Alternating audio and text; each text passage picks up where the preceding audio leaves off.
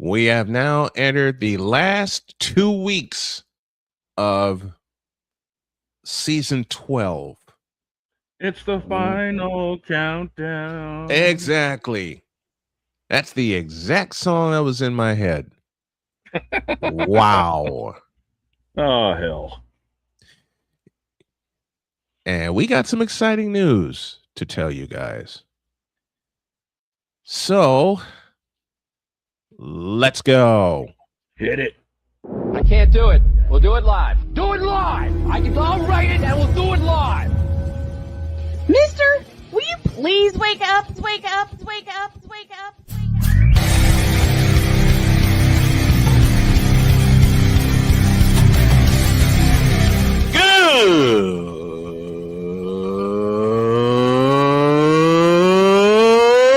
Good morning.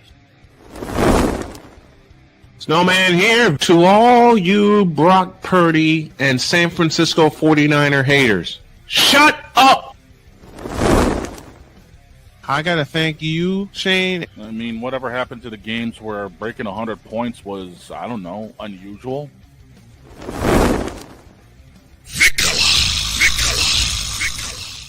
There was one word to sum up the All-Star weekend. Trays.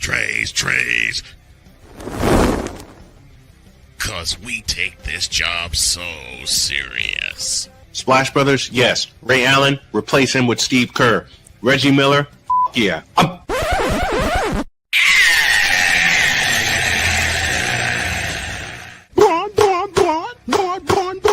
What in the all types of blue hell?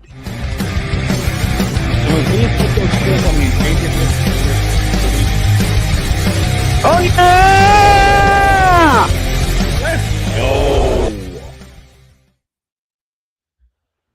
Season 13 is a coming, folks, and it's coming fast. And it's going to be big. Oh my gosh, is it ever? Good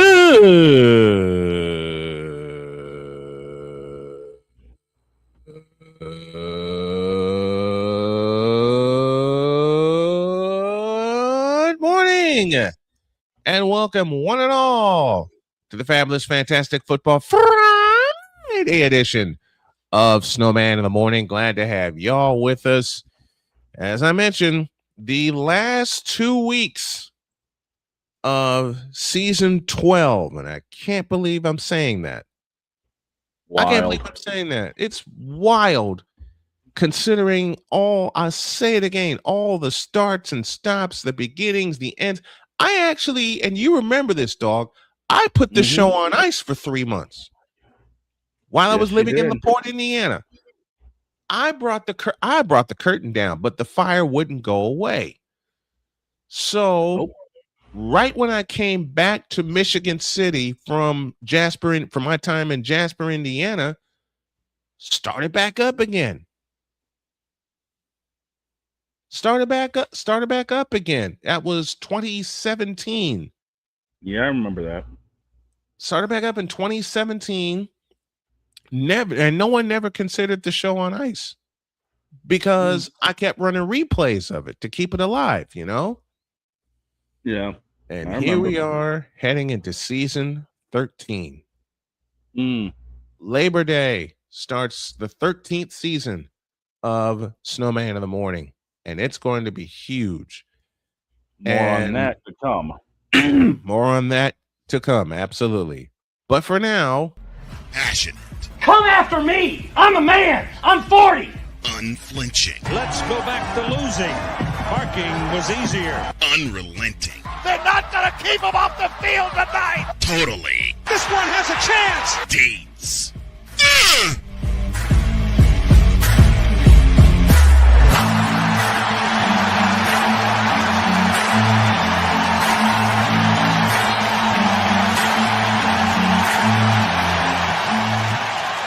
That's not just a murmur, that's a full-blown fibrillation. Chris Dietz is with us. Good morning, Dietz. How are you? Morning. What's up, fellas? What's going on, Dietzy? Oh, just the normal. Mm-hmm. More But I'm glad Madden I'm glad logic. Dog's here because I had the most Madden plays happen over the weekend. Like Let's I see it. just Let's said, hear it. more Madden logic. Let's hear it. May as well since it's a football Friday. Let's hear it. Let's hear it. All right, so there's 3 of them. So one of them just happened last night, so I haven't really had time to process it. But I'm listening. it is probably the funniest thing I've ever seen in my entire life. Okay. I'm listening. So I was returning a punt. Oh boy. And I'm returning the punt, and I see the guy in front of me get blocked to where he's getting knocked to the ground, right? Yeah. He's spinning around, and he hits the ground. He hits the ground enough to where the AI makes my punt returner jump over him. Okay? Now, I'm like, okay, the guy, he jumps over him because the guy's falling on the ground. Right. Yeah. Here's where it goes. Here's where it goes, Madden. Oh no. This guy, while he was on the ground, on his knees, was able to hit my punt returner so hard that it knocked my punt returner into the air and caused him to fumble the football. This all happened at the same time. He was knocked to the ground and still hit my guy so hard he flew in the air. BGS, help us here. What? But that's not the worst one. The worst one was actually done by me. Oh no. What did you do? So let me just set this up for you. So I had a 3rd down play where they came out in goal line, so I decided to run a slant, and all my guy has to do is throw it to the receiver. Throw it anywhere near him, and it's a touchdown.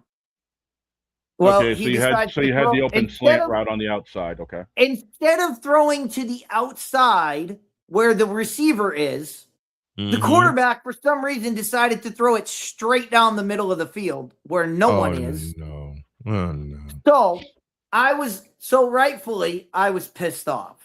So now it's 4th down, and I'm thinking I should go for it and just do the same play and hope that things work. But I was so mad. I was like, you know what? If I don't get it, I'm going to be even more mad. So I'm just going to punt it. So I punt the ball, right? So I punt the ball, and I'm like, all right, let me punt and get this out of my system. And I said, you know what? No, not getting this out of my system. Instead, what I'm going to do is I'm going to hit stick the punt returner no matter what happens. I don't care if he has the ball. I don't care if he fair catches it. I'm just going to crush this dude. Oh, no. So I punt it, and my guy gets a free release, and I'm like, okay, I'm just going to kill this guy, and it's going to be great. Here's where Madden goes Madden again. Oh, no. So now I really thought, I was like, oh, I hit stick them early. I was like, oh, I hit him early. But I don't see a flag. So I'm like, maybe I did it. Maybe I timed this just perfectly. Like maybe I actually timed it perfectly. Here's what happened. The punt returner caught the ball while getting hit sticked. Not only did he catch the ball, the punt returner was able to catch the ball and break a tackle at the same time. He was able to catch a punt and take a hit to the chest and not go down and break and not go down and not have his chest cavity caved in. Like, I'm gonna do this for the YouTube viewing public. Yes. I'll try to describe it for the radio, but the guy is literally looking up in the air, touching the ball like this, with his chin up, taking a helmet to the chest. Again, if anyone were able to do this in real life, they would be superhuman. Yes. Like, and this, Okay, this is okay, what- okay, this is hold up, why- hold up. This is Let why me we get this bring. straight. This is why we bring this up. We bring this up not to. I mean, we bring it up because it's funny. Mhm. It's absolutely hilarious. It's hilarious. But at It's the hilarious. same time, this is what breaks Madden. This is what breaks you from playing Madden. This is what breaks the immersion. When you see things like this, you go, "That's not real." Right. Okay. No one can do Hold that. the phone a minute. Hold the phone a minute. So you mean to tell me this dude was looking up, catching the ball? You Roman Reigns his ass, and he broke it. And he broke the tackle. He while broke the catching spear. punt. You speared him, and he broke the tackle. He broke the spear, and it's impossible to do both. Like I said, No, you one can't. punt. Catching a punt, you have to be up. Your hands have to be out.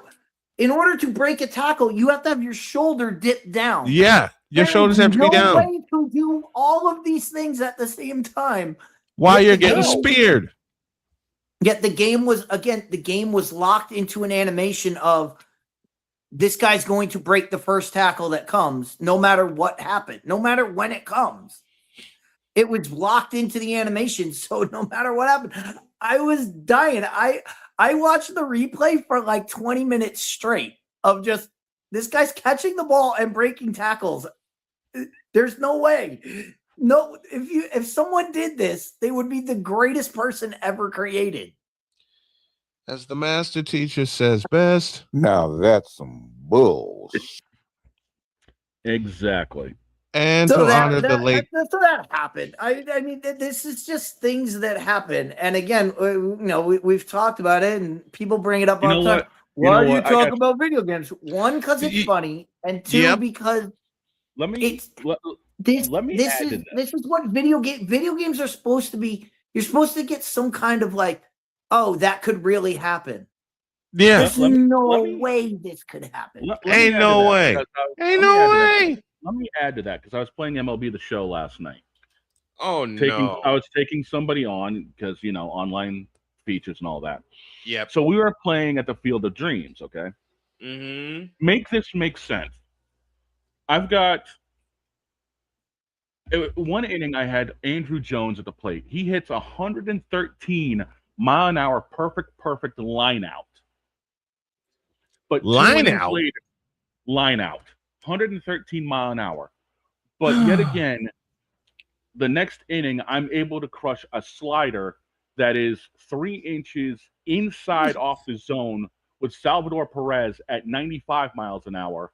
I'm able to crush that over the wall. How? Make that make sense. How? Just I plain don't know. how? I turned on the thing apparently and got it over, but make it make sense where I'm able to hit a home run with Salvi on a slider that's 3 inches inside.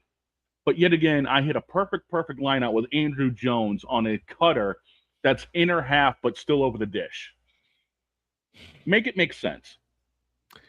This is why my old ass sticks with the basics for video games. Up, It's down, left. Field of Dreams, man. What else can you say? This is why Maybe I Kevin stick. Costner was throwing the ball.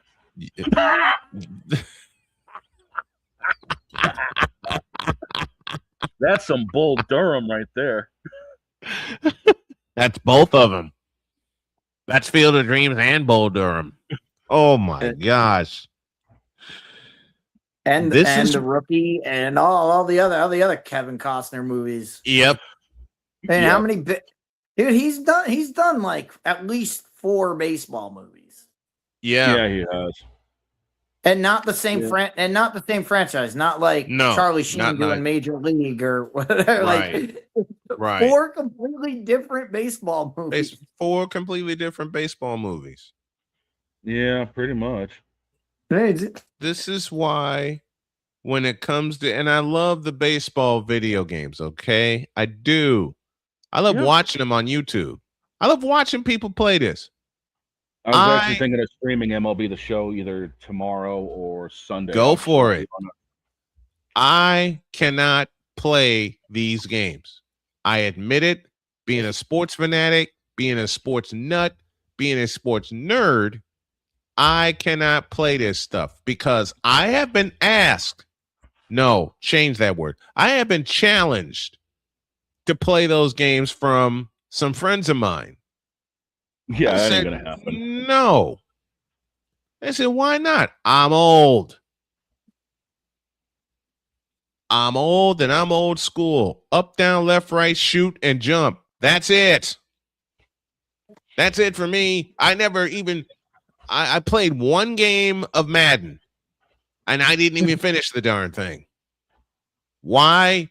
Because my opponent, who was sitting right next to me, was flipping all these combos.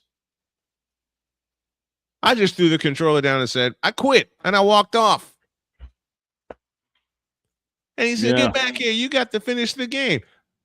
No, I'm not finishing this game against you. You have obviously played this much longer than I. But we have 3 full quarters. Play the computer. I'm done. That's the only time I played Madden, and that's the only time I ever messed around with PlayStation. That's it. My mother even gave me a used PlayStation. You know what that thing was? A paperweight. When I was living in Gary, and dog, you remember this. I was living in Gary, Indiana at the time. And my mother gave me a used PlayStation. Yep. I put that jump in the closet and never pulled it out again. I had one experience with Madden, and I ain't going back. I'll watch it. I'll watch people play it.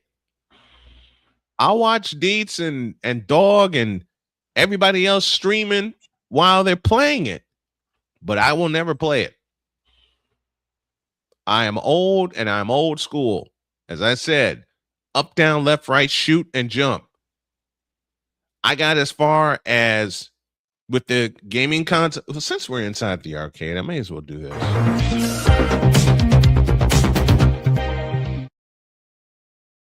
Since we're inside the arcade, I may as well do that. Anyone find Aaron Rodgers yet? He still has all our quarters. I think Mike Tomlin took half of them. 17 after the hour. We're pay for them. Yeah, 17 after the hour. We're inside the arcade, and I know we're due for a break because Jody's yelling at me in my ear. Hold on a minute, honey. I got to get this out, and she's laughing.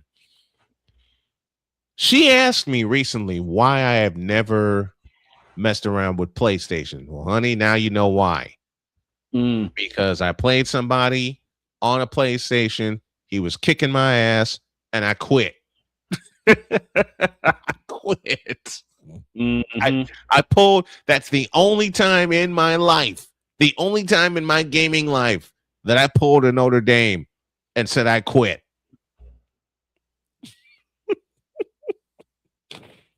As far as consoles go, I got as far as Super Nintendo in the early 90s. And then I pulled another Notre Dame. I quit. Because my sister kept make this make sense. This make sense. I go away to school in 1990. I come back in 1991. There's a Super Nintendo in the family room. Yeah, it was popular back then. In the family room with the big old heavy television. Yeah, the big old brick. With the big old brick. Yeah. That was modern for 1991. Yeah, they had the big old tube and everything's recessed. Everything. Everything. Yeah. This is well before flat screens made its dominating appearance. The big fat brick in the family center. Super Nintendo next to it. I know. I get home from Northeast Missouri State. I see it, but I'm so exhausted from the train ride. I said, I'll play some of it tomorrow to get the school out of my head. Yeah.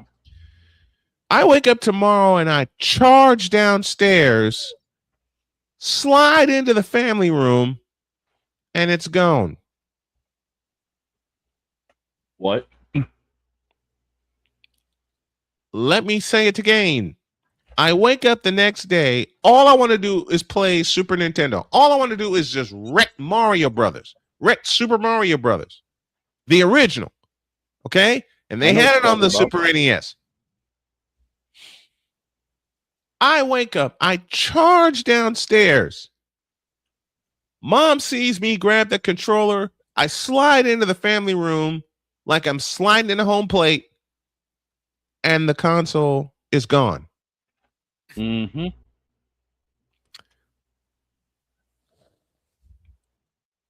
I look at my mother and I said, Mom, what happened? What happened? She goes, with what? I said, with the Super NES. My mother and my father gave me this look. They said nothing. And they nodded toward my sister's room. We had a fight. Oh, let's get it right, dude. It ain't just a fight. It's a fight. We had a fight. Needless to say, I got my time on the Super NES. Well, of course. While she was laying twisted like a pretzel. I threw the controller down. After I wrecked Super Mario and played Excite Bike. I remember those games. I went upstairs. And my dad followed me 5 minutes later and said, what did you do to your sister? Nothing. Then why is she crumpled on the floor? Before or after the full Nelson? Nice. My dad face palmed and went downstairs. Yep. That's us inside the arcade.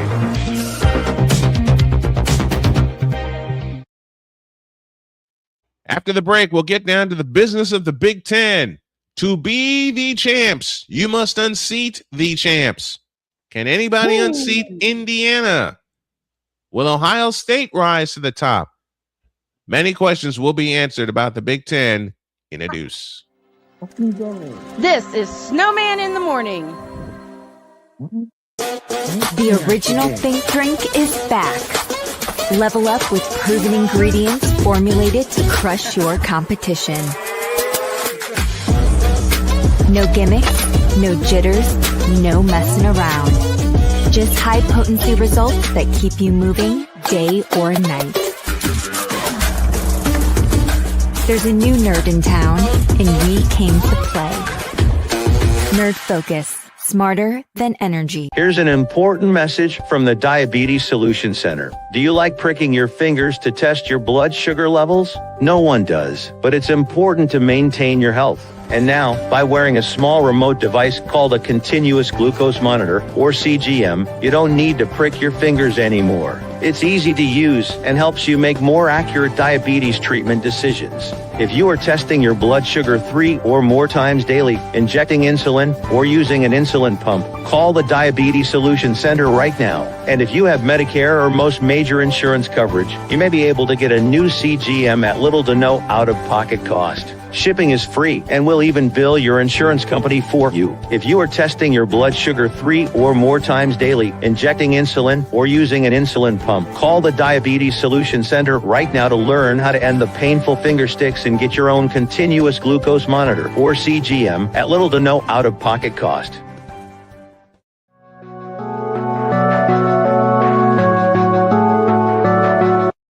I want to do a TED Talk, but I don't have anything to talk about yet. I'm getting there. Life is for the living. We're not here that long. You can learn anything you want to learn without any money spent. What do I really enjoy? What do I really want out of life? I am your host, WIZE. Are you in a life holding pattern? Well, this is for you. Welcome to the Stuck in My Mind podcast. Live every Monday, Tuesday, and Wednesday at 4 p.m. Central.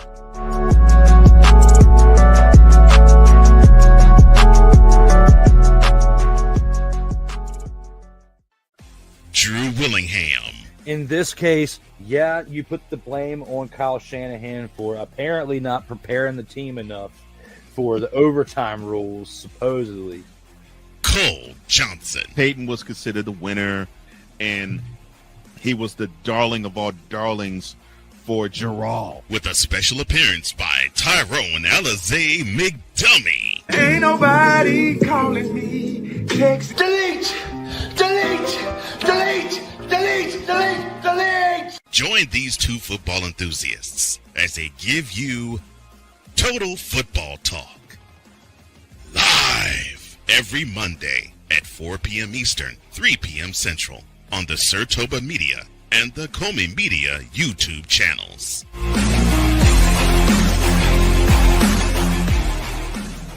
Cause we take this job so serious. I'm sorry, you're what are these things called? Spices? Spices, thank you. My brain went bleh. What in the all types of blue hell? This is Snowman in the Morning.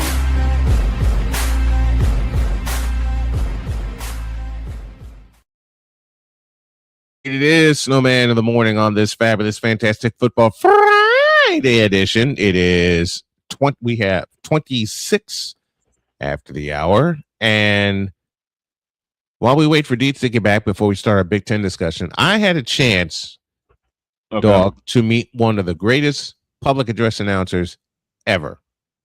Okay. The great Gene Honda. Yes. Yes. I was about you to all say have heard me do impressions of Gene Honda on this show over the course of 12 years. Yep. I'll tell you a funny story. Go ahead with that. I was about to say I also have the AP 25 that officially got dropped, and they dissed Indiana. How far did they diss Indiana? You really want me to go top to bottom or bottom to top? Bottom to top. I'll count you down. At 25. Missouri. Who? Exactly. At 24.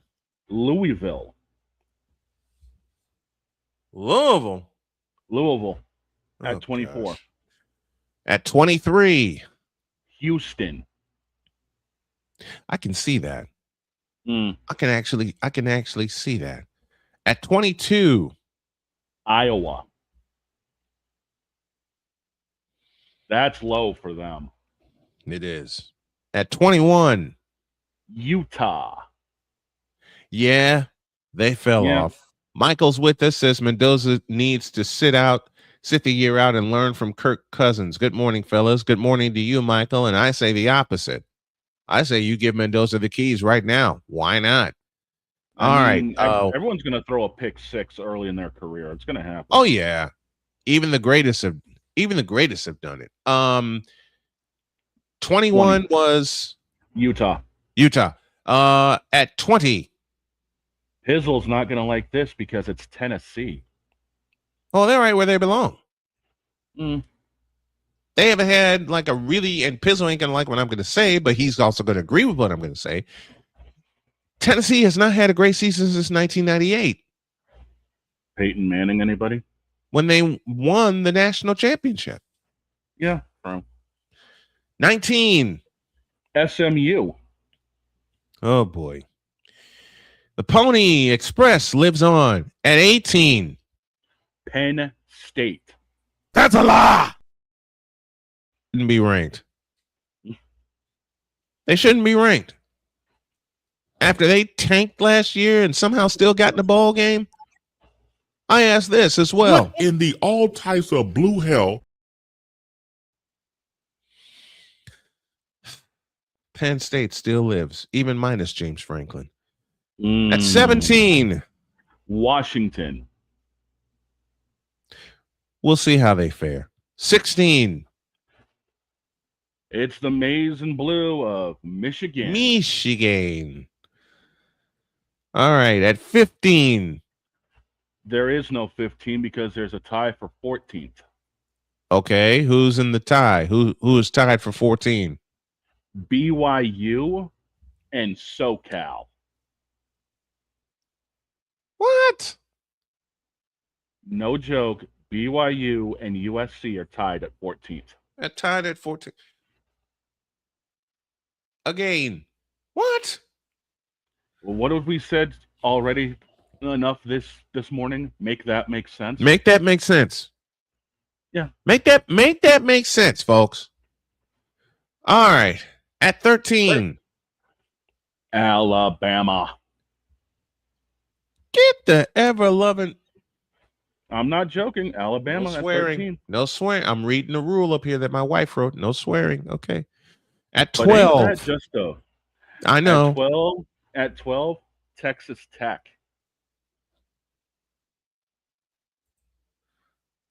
Now that's some bullshit. I've got to turn that into a video graphic. Mm.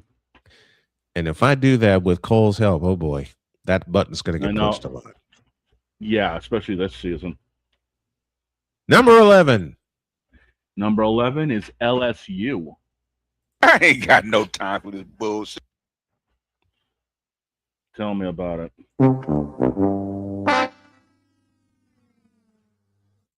Finally found that button. All right, here we go. Into the. It took me 3 days to find that button. Nice. In its clear form. Form. Okay. Here we go into the top 10. At number 10. Oklahoma. Do you see where the bias is with the NCAA right now? SEC. Yeah. Okay. Completely underneath Big Ten, because the next 9, you're going to see a very heavy Big Ten involvement. All right, here we go. Oklahoma Number at 10. At number 9. Ole Miss. I can see that. Yeah. As far as they went, as far as they got to the semifinal, I can see that. And they have Trinidad Chambliss returning this year. Number 8. Texas A&M. Oh, hell no.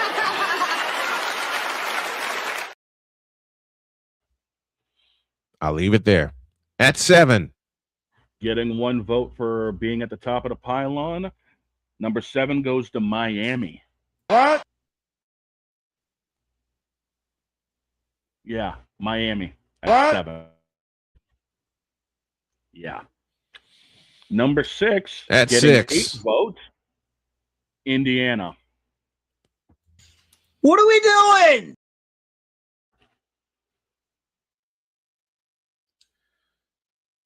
You mean to tell me the reigning that champion, the reigning and defending national champion Indiana Hoosiers, who ran the table last year, beat Ohio State, Alabama, Oregon, and Miami, beginning with the Big Ten championship, and they're only at number 6? What? Yep. Chris, What in the all types of blue hell? You know, Dietz said something when I first had Dietz on, and we ripped apart the top 25 for the very first time. And this is after me begging him not to get me kicked out of Starbucks because I was laughing so hard. I now understand, Dietz, 9 years later, why you don't do a top 25. I was about to say, you ain't even heard the top 5. Hold on. Because this top 25, all I got to say is, now that's some bullshit. Because how do you rank the reigning national champions below number 1? How? Like I said, you ain't even heard my top 5. You ain't even heard the top 5 yet.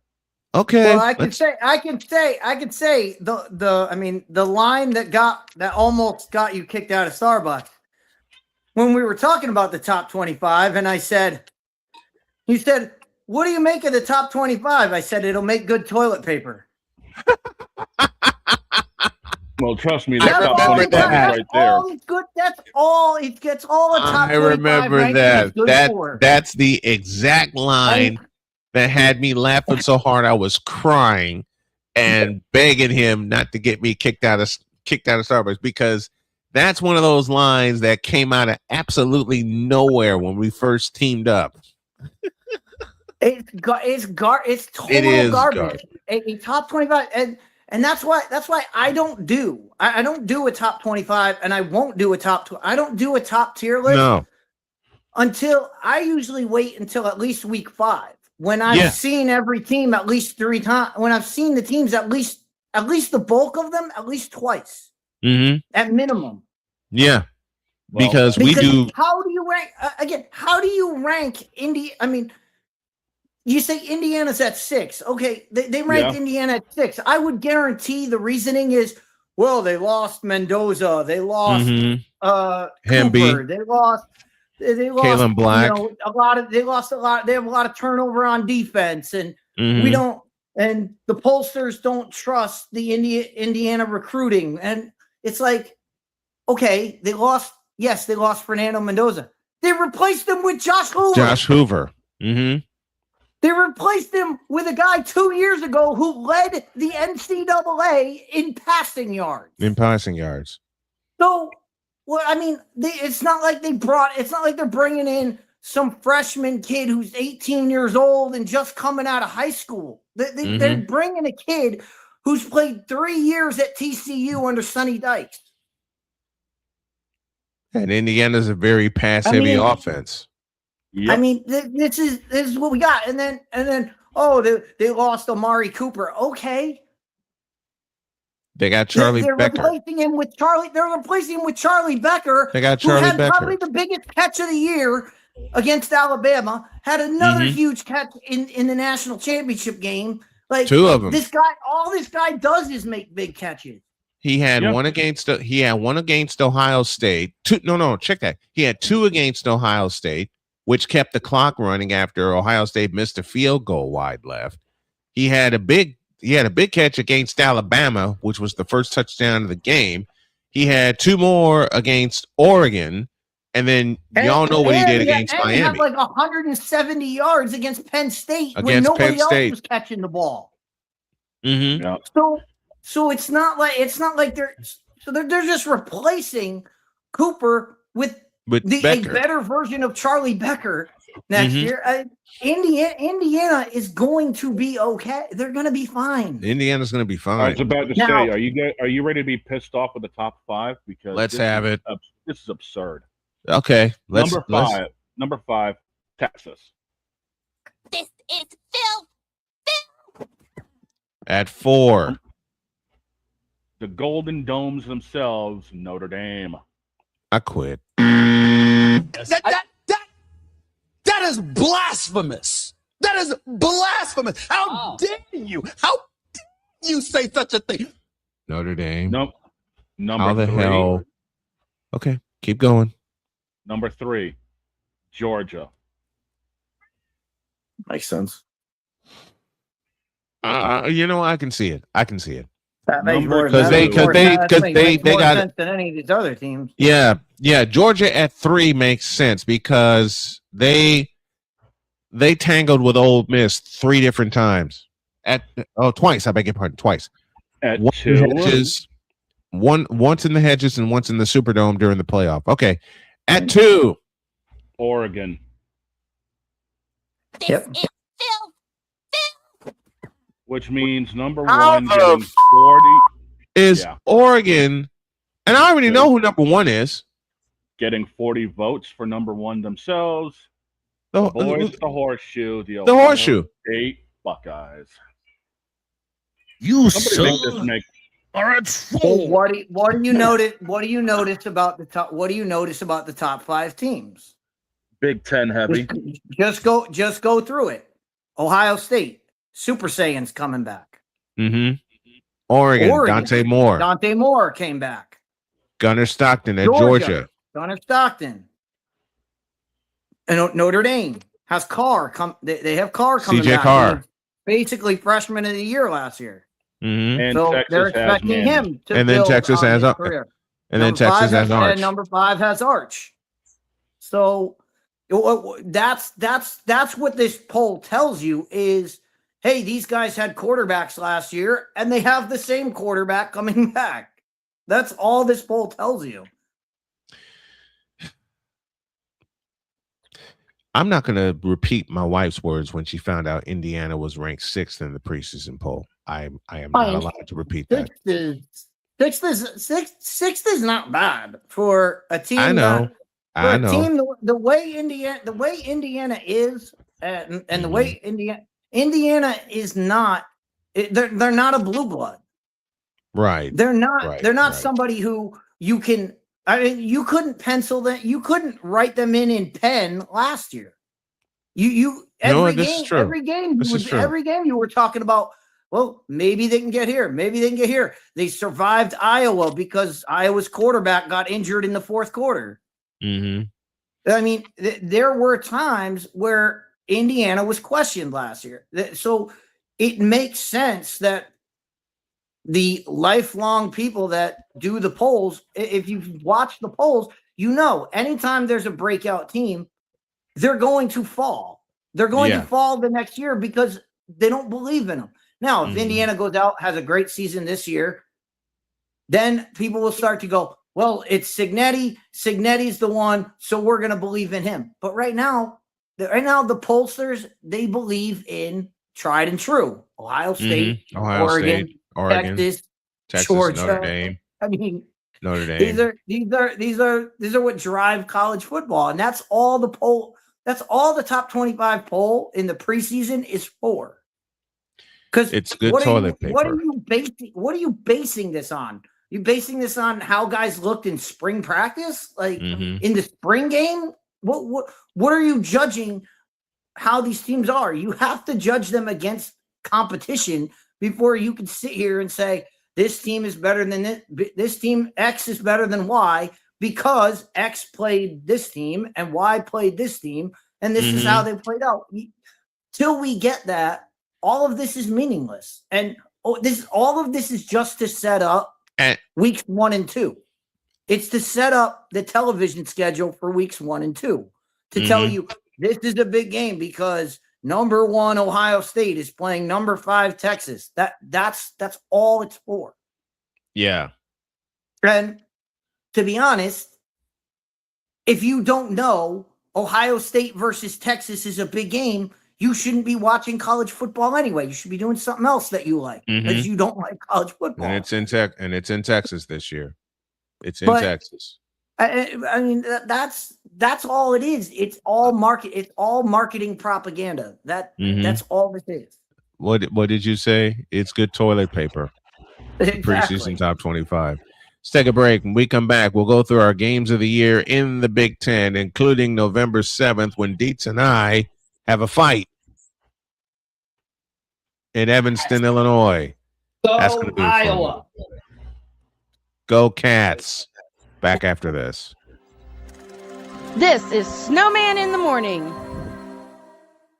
SeatGeek is the ticketing app for fans like Boomstick Lady.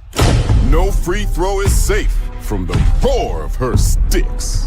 SeatGeek helps her find a seat in the direct eye line of the shooter so she can sit where her boomsticks make the biggest boom. Everybody okay? SeatGeek handles the tickets to sports, concerts, and more, so fans can fan. During bad weather, driving can become downright dangerous. What's your emergency, please? Trust Battle Vision Storm, the revolutionary glare reduction glasses that turn your sight bright during bad weather at night or during the day. Watch your ordinary vision become extraordinary. Battle Vision Storm uses light-optimizing lenses that block blue rays so you see clearly in heavy rain at night or blinding snow during the day. Heavy rain, snow, sleet, or fog can make it impossible to drive. Not with Battle Vision Storm. Get your Battle Vision Storm for only $19.99. But wait, due to rising costs and supply chain shortages, this may be your last chance to get your very own at this low price. There is a strict limit of 4 Battle Vision Storm per order while supplies last. Don't wait, order now. Call 1-800-483-6319 or visit battlevisionstorm.com. So call 1-800-483-6319 now. Whether it's news, the largest egg producer finds bird flu in chickens at a Texas plant, weather, devastating tornadoes rip through the heart of the United States, inspiration, a breast cancer survivor completed the journey of chemotherapy and now begins a future one of matrimony. or sports. Michael Jordan is shown on a photo with Diddy. LeBron James has a video extolling the virtues of a Diddy party. This has been yet another beating a dead horse presentation. We got you covered. BS3 Network, in association with Comey Media Incorporated, proudly present The Morning Shift with Cole Johnson. Live every weekday at 8 a.m. Eastern, 7 a.m. Central.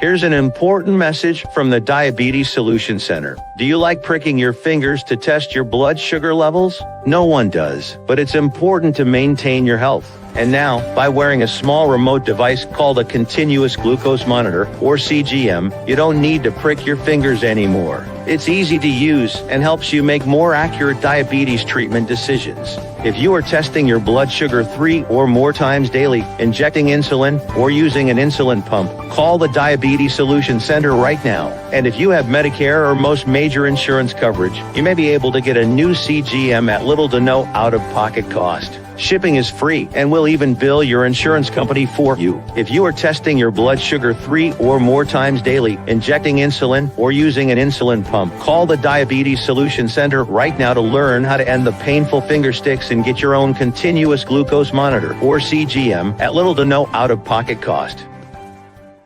'Cause we take this job so serious. Here, bronsexuals. You fool! What in the all types of blue hell? This is Snowman in the morning.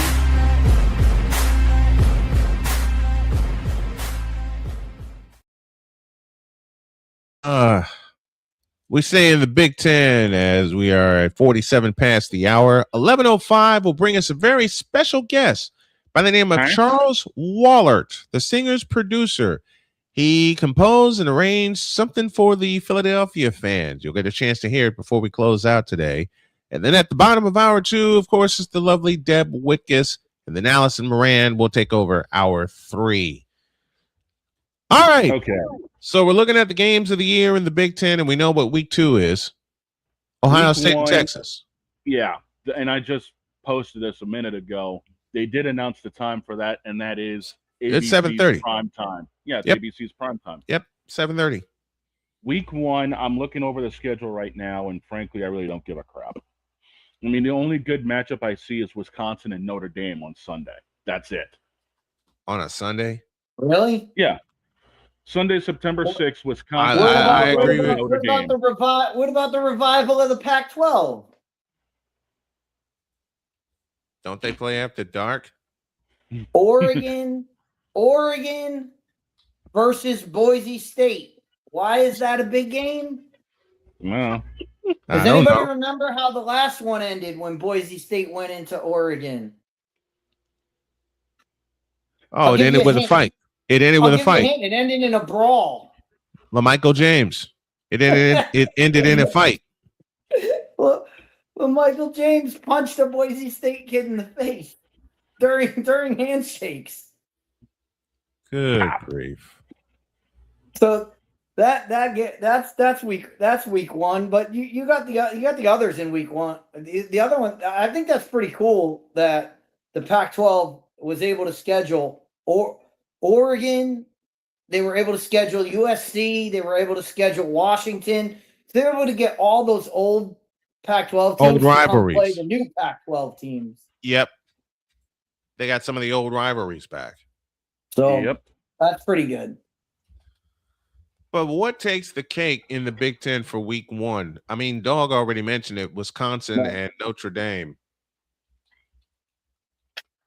But of my list, that's it. You just Oregon, Boise State, and I mean Wisconsin. Until Wisconsin shows they can do anything on offense, I don't think that. I think that Notre Dame game is going to be a wash. Because I agree. Wisconsin's not built to beat a Notre Dame team. They're just not. Were they ever? Oh yeah, back in the days of Ron in the Dayne, days of back in the days of Jonathan Taylor, back in the day when they back in the days had of Barry Alvarez. And they had bell cow running backs, and they had offensive lines that, they had offensive lines where the average weight was like 375. Right. Like back when it literally took a Mack truck to move them. Yep. Yeah. So- in those days they could hang because they would muddy the water, they would keep the game close, they would run the ball, And they would run the and they would keep the clock moving. They don't have that. They don't have that anymore. They don't have the hogs to do. I mean, Notre Dame has two defensive tackles that are over 300 pounds. Wisconsin's not going to be able to move those guys. And this okay. San Jose State at USC, and that's supposed to be. Oh my gosh, this is awful. This week one schedule is awful. It's bull, dude. I'm looking at Thursday, September 3rd. Oh geez, no thanks. Yeah. Friday, September 4th. Meh. Nothing major. Now, Saturday, September 5th. Different story. Or is it? Ball State at Ohio State? What am I talking about? Ugh. Tennessee State, Boise State at Oregon. This is the one Dietz was highlighting. Yep. And I might have to put the headset on for it. That'll be a track. 3:30 on CBS. Yeah. Which means Paramount. Are you really? We get a fight at the end of the game. You really going to discount the revival of the Apple Cup? I just don't see Boise keeping up with Washington and Washington State. I'm looking for a time, and I don't see it. Oh, that's gonna be 10:30. That's gonna be 10:30. No questions asked. Say it again, dog. They moved Washington State and Washington to Sunday, September 6th at 4. They're using it as a lead-in for Wisconsin Notre Dame. Oh, what the Apple Cup? Yeah, NBC is using it as a lead-in. Where's Steve when I where is Steve when I need him? Right here. Oh, hell no! Dietz, you want to know what the absolute late game is on? Hang on, you want to know what the late game is for Saturday? UCLA and Cal. 10:30. UCLA, California. At 10:30 on ESPN. So Northern California hosts Southern California. Yeah. But some of the lines on this. You want an interesting game with a good story behind it? Talk to me. September 5th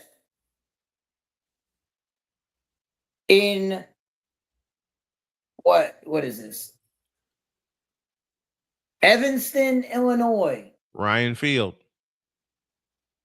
No, that's Northwestern hosts and South Dakota the State. Very first FBS game for North Dakota State. South Dakota State.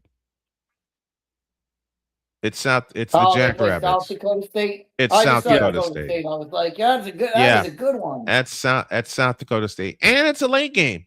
It's an 8:00 game, which means they're gonna move. And I know the area because Ryan Field is not ready yet. They're gonna move all the temporary lights that they can over to Northwestern Medicine Field at Martin Stadium, and they're gonna bring in more temporary seating, which is how they handled it the last 2 years, which means I may have to get my friend Dave Ennett on the line. How about we get in because we have the big dog here. How about we get the big dog versus Larry Bird on the basketball court? when Purdue faces Indiana State. Purdue and Indiana State. Instead of playing football, they should just do Glenn Robinson versus Larry Bird 1-on-1. There we go. Be a better matchup. That'd be better viewing. It would. Yes, it would. Yes, it would. It absolutely And would. you know, the crazy thing is, boss, you're talking about some of the lines on these games. I'm looking at this right now, and I'm shaking my head because some of these are absolutely atrocious. Since we got Pizzle in the chat, 20th ranked Tennessee hosts Furman. Do y'all want to know the spread in that game?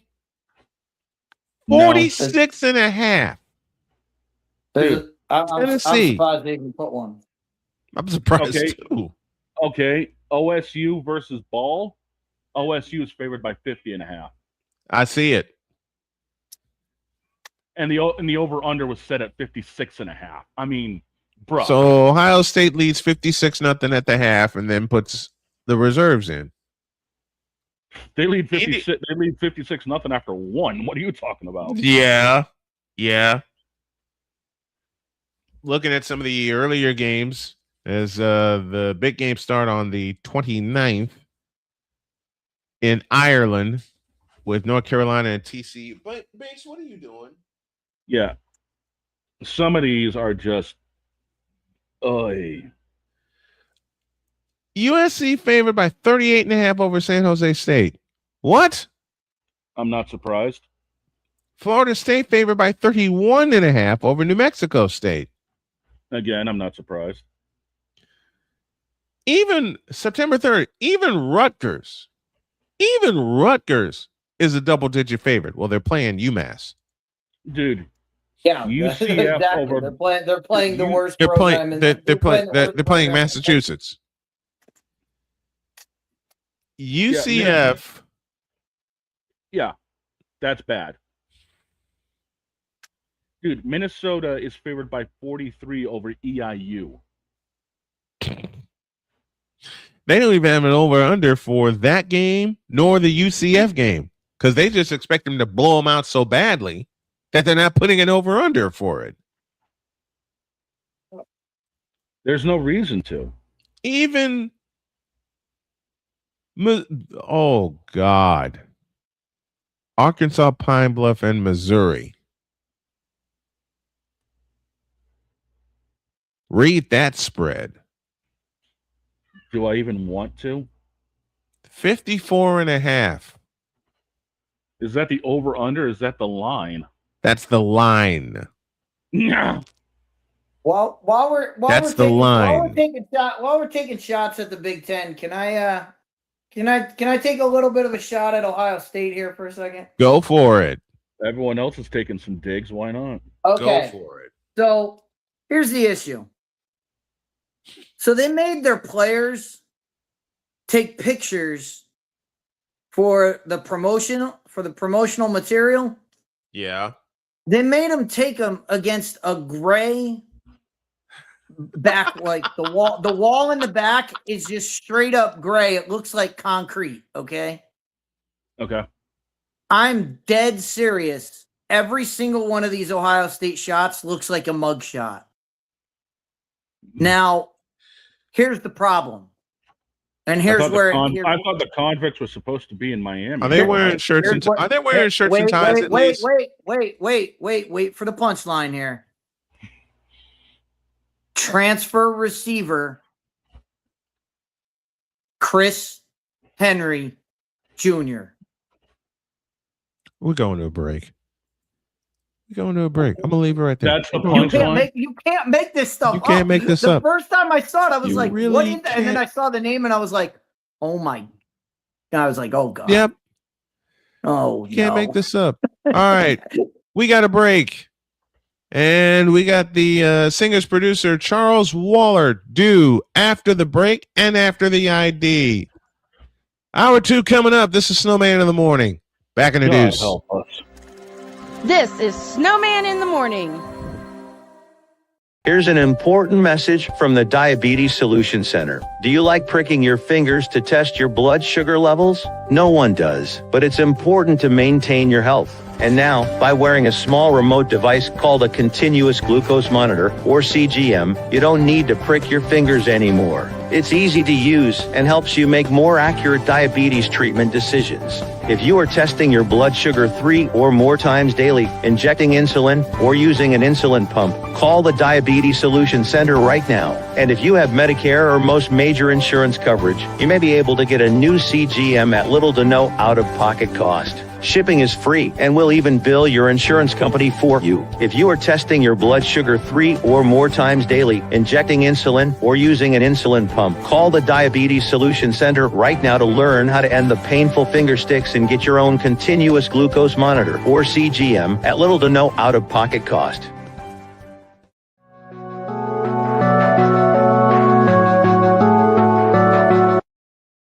I want to do a TED Talk, but I don't have anything to talk about yet. I'm getting there. Life is for the living. We're not here that long. You can learn anything you want to learn without any money spent. What do I really enjoy? What do I really want out of life? I am your host, WIZE. Are you in a life holding pattern? Well, this is for you. Welcome to the Stuck in My Mind podcast. Live every Monday, Tuesday, and Wednesday at 4 p.m. Central.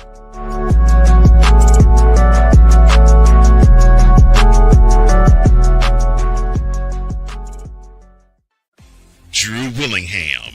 In this case, yeah, you put the blame on Kyle Shanahan for apparently not preparing the team enough for the overtime rules, supposedly. Cole Johnson. Peyton was considered the winner, and he was the darling of all darlings for Darrell. With a special appearance by Tyrone Alizé McDummy. Ain't nobody calling me. Text. Delete! Delete! Delete! Delete! Delete! Delete! Join these two football enthusiasts as they give you total football talk. Live every Monday at 4 p.m. Eastern, 3 p.m. Central on the Sertoba Media and the Comey Media YouTube channels.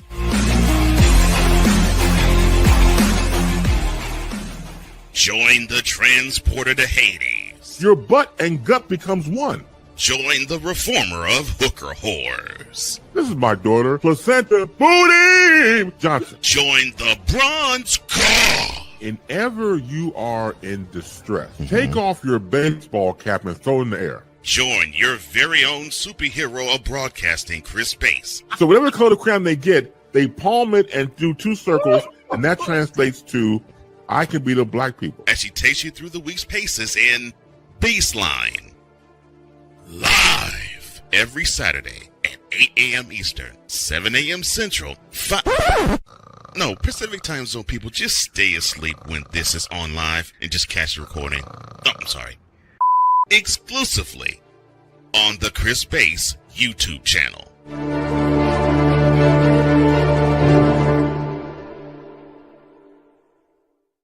Cause we take this job so serious.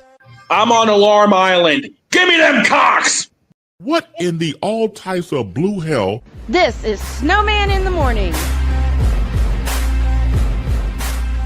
For the love of God, why? Oh no, I don't know. Love of God, you know what? Just don't. It's 11:03. We owe y'all an ID. This is Snowman in the morning. You're listening to WQVZ, 1700 AM Mission Radio. You're listening to WJKS-DB, your Hoosier Sports Home and Indiana Sports Hub play-by-play voice. Broadcasting live in your region, across our nation, and around the world. This is Snowman Multimedia.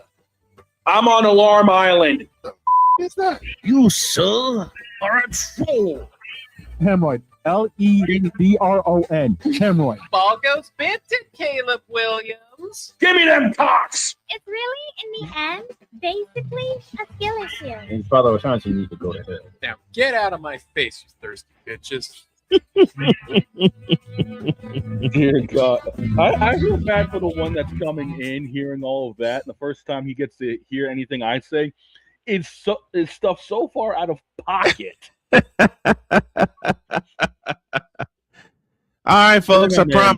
I promised you someone special. This man has been very special to me, a very special friend. He wrote and produced the Philly Fan Anthem. He has been on the show before, and I'm glad to have him back. Please help me welcome the wonderful Charles Wallert. Good morning, Charles. How you be, my friend? Good morning, Brian. How are you, and how are all your wonderful fans out there?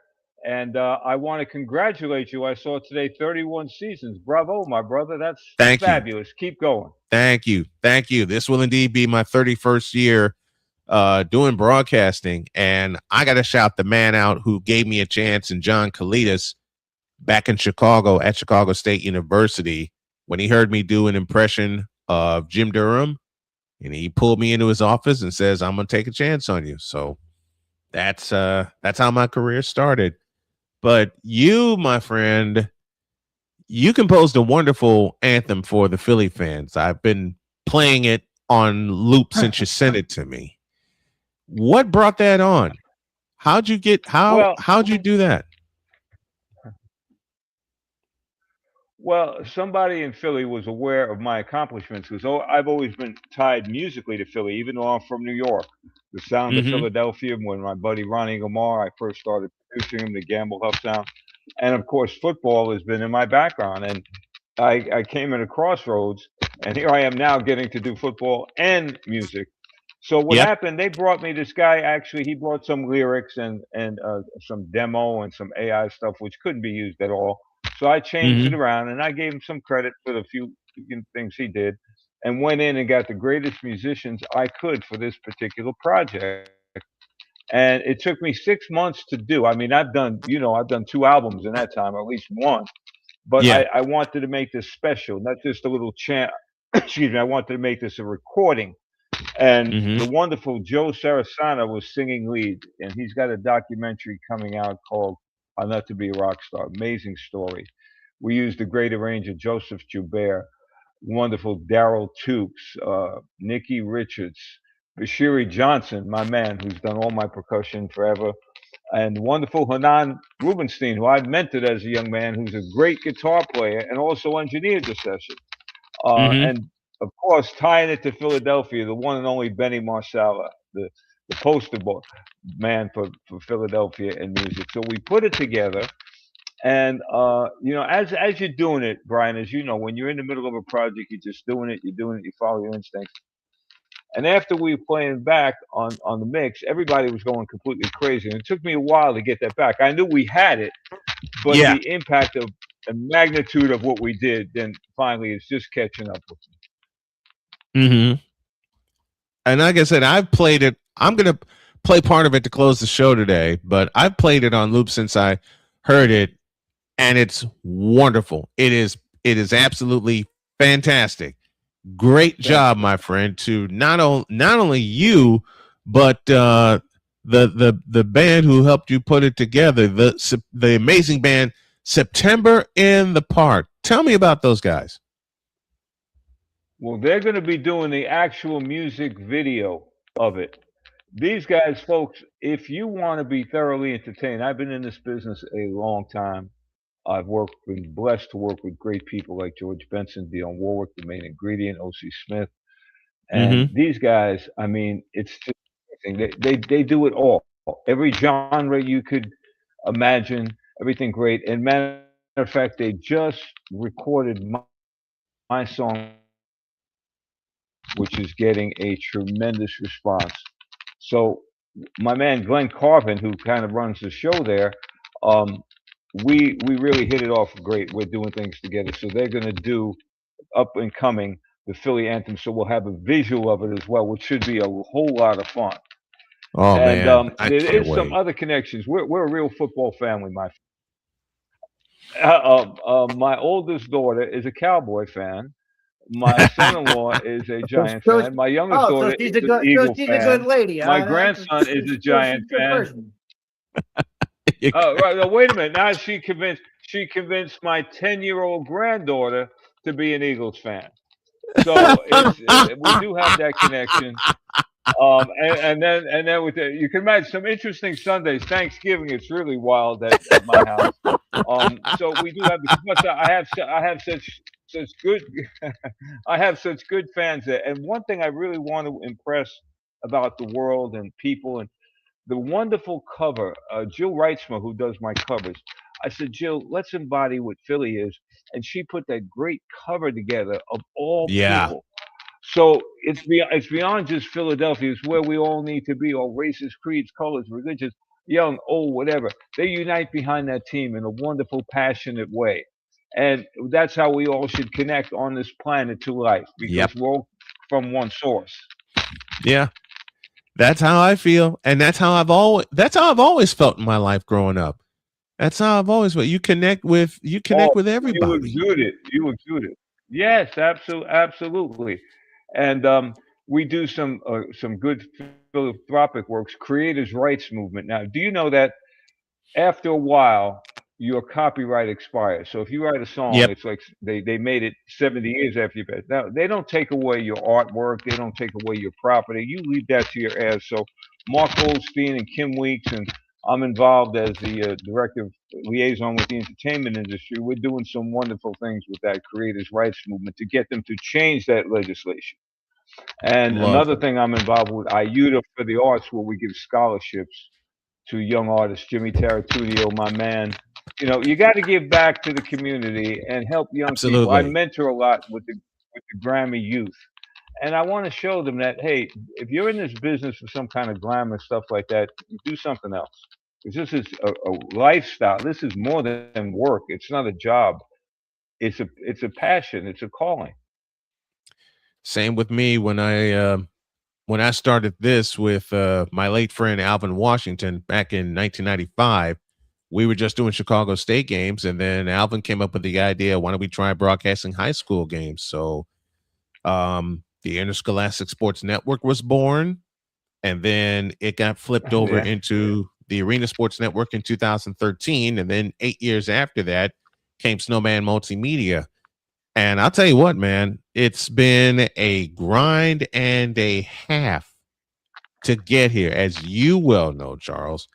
It's been a grind and a half to get here, but to have folks like you, my friend, and Chris Dietz and Shane Lake, the big dog, and my beautiful wife, Dr. K, along for the ride, man, I'll tell you what, there's nothing, and I mean this for you and your group also, there's nothing but brighter days ahead, and I mean that from the heart. Well, absolutely. And all what we've been through that's our experiences we needed to be. You know, you got to keep going. I have a very special person that reminded me with something that they put in their communication that said there's always a way. And it's true, you know, and you got to keep going. And we connect through the music. And well, to be with sports. And Brian, you know my background. I worked for the Giants as a kid.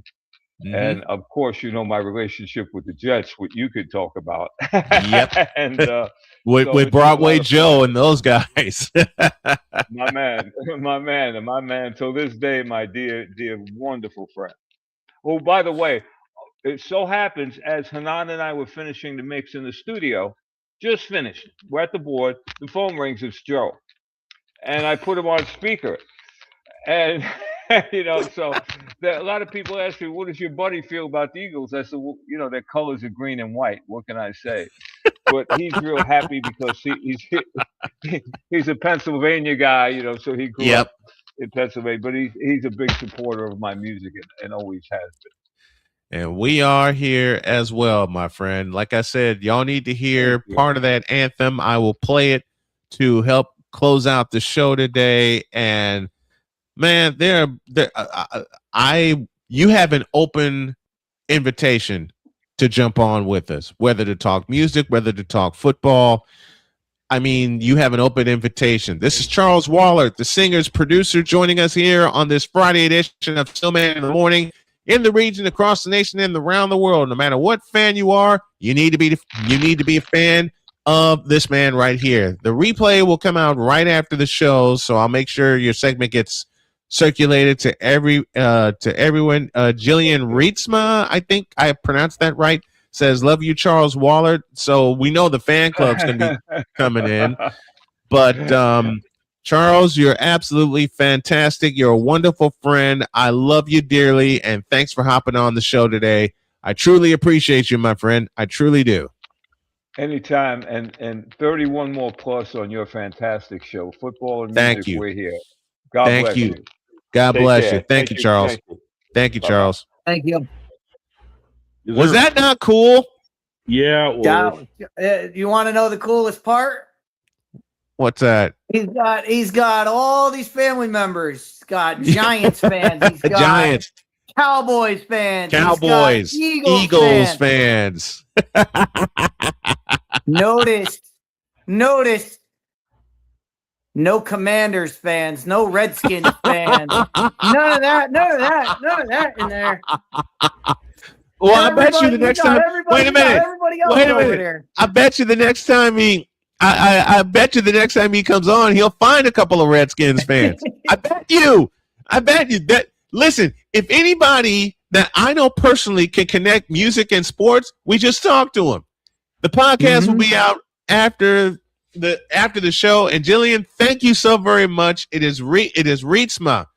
I just remember a tight end by the name of Jay Reamersma who played. I think he played at Michigan and he played in the NFL, and that kind of connection with the name pronunciation was there.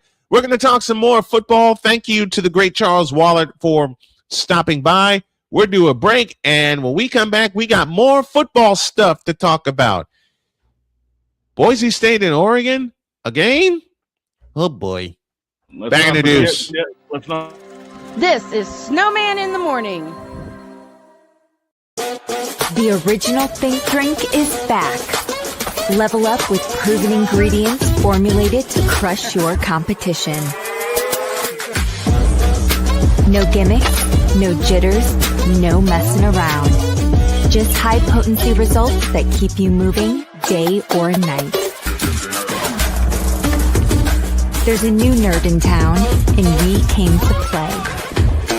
Nerd Focus. Smarter than energy. Here's an important message from the Diabetes Solution Center. Do you like pricking your fingers to test your blood sugar levels? No one does, but it's important to maintain your health. And now, by wearing a small remote device called a continuous glucose monitor, or CGM, you don't need to prick your fingers anymore. It's easy to use and helps you make more accurate diabetes treatment decisions. If you are testing your blood sugar 3 or more times daily, injecting insulin, or using an insulin pump, call the Diabetes Solution Center right now. And if you have Medicare or most major insurance coverage, you may be able to get a new CGM at little to no out-of-pocket cost. Shipping is free, and we'll even bill your insurance company for you. If you are testing your blood sugar 3 or more times daily, injecting insulin, or using an insulin pump, call the Diabetes Solution Center right now to learn how to end the painful finger sticks and get your own continuous glucose monitor, or CGM, at little to no out-of-pocket cost.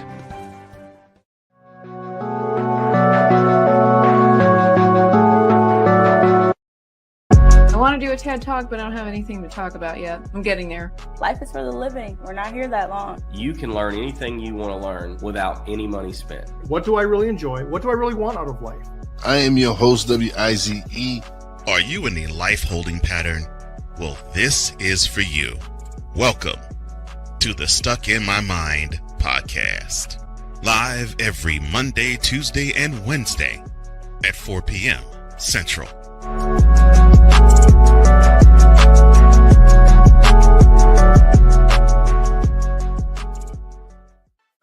Drew Willingham.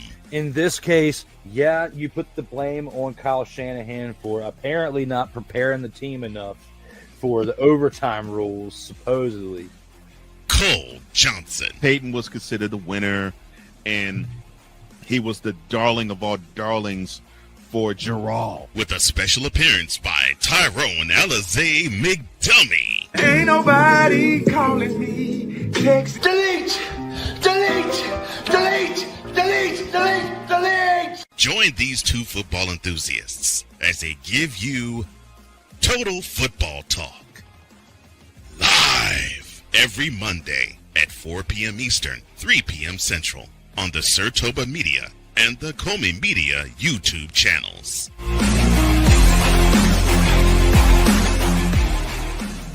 Cause we take this job so serious. I'm sorry, what are these things called? Spices? Spices, thank you. My brain went bleh. What in the all types of blue hell? This is Snowman in the Morning.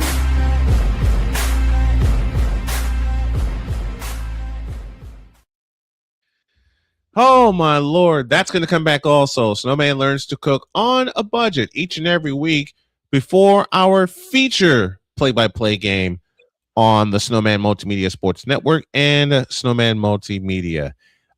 Thank you to Gina, who says happy Friday at Snowman Multimedia, and co-hosts have a great day. And to use my Gene Honda voice, Jillian Rietzma joins us as well when we had Charles Wallert on. And right on cue, and Dietz, I blame you for this.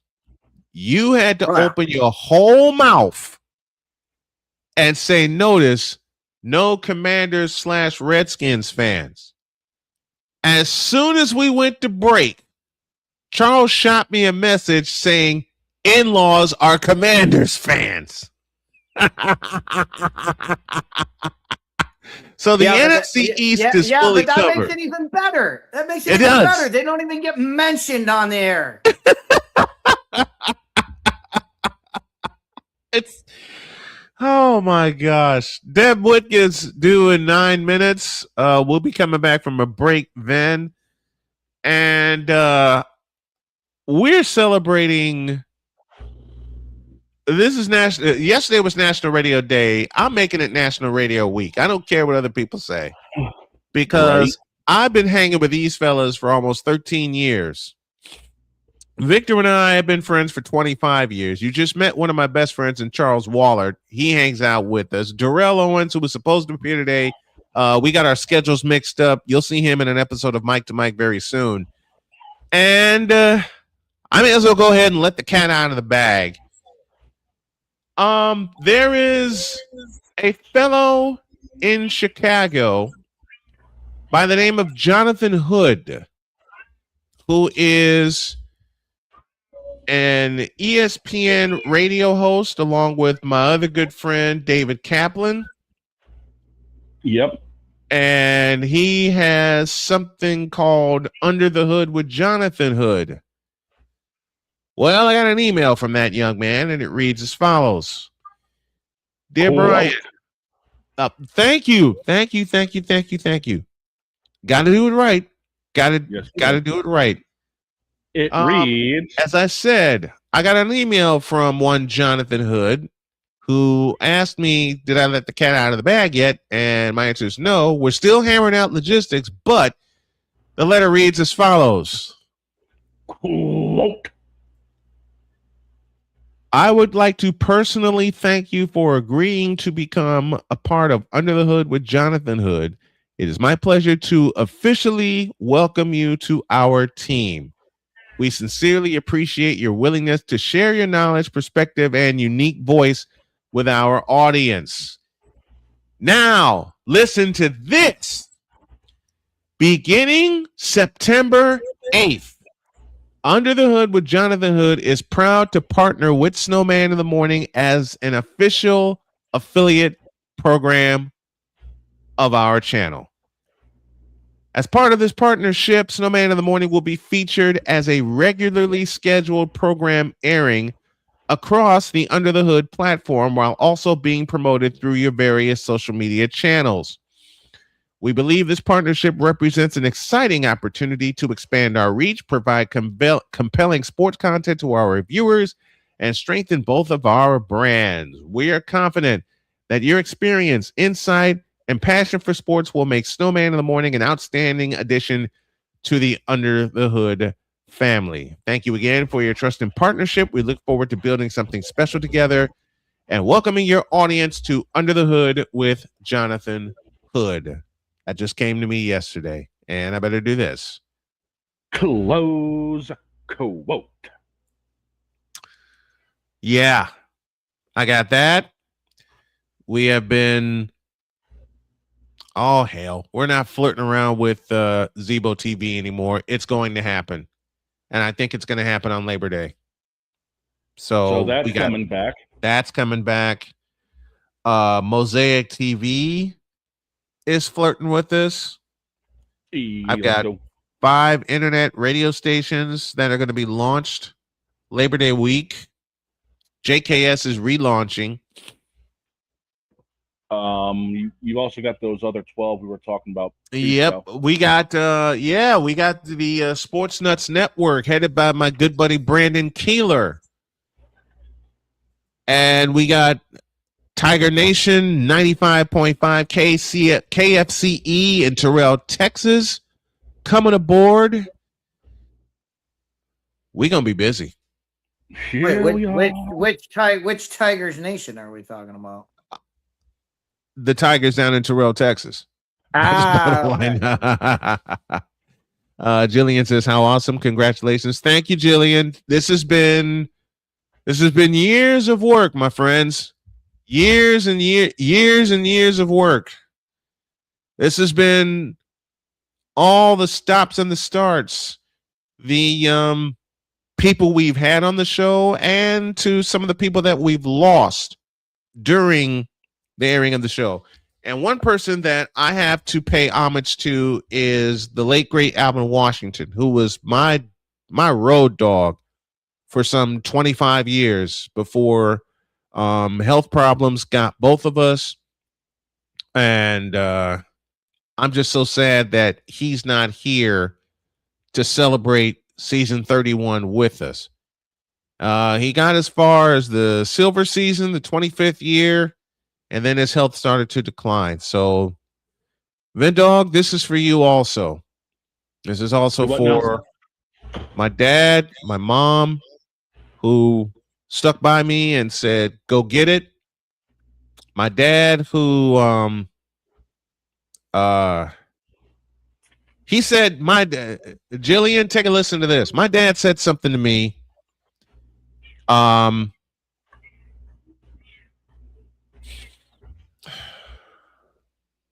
You're good, boss. You're good. Thank you.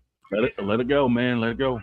My dad said something that has stuck with me to this day, and he said it while I was watching and taping a Bulls game in 1990 before I went off to college.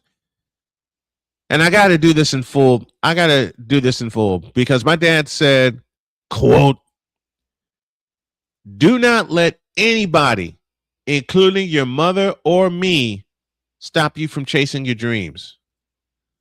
Close quote. Well, Dad, I ain't stopping for nobody. I will not stop for anybody. And God willing, as Charles said a moment ago, it'll be another 31 years doing this stuff. I'll tell you right now, man, it sounds like the snowball's picking up traction. Yeah. Something we had talked about to open season 12. Yeah. We had talked about that to open season 12. We'll get you a date on when we launch on the Sports Nuts Network. September 8th, we go Under the Hood with Jonathan Hood. Sometime next week, I'm going to be on his podcast to make to do the formal. Oh my gosh, the formal introduction.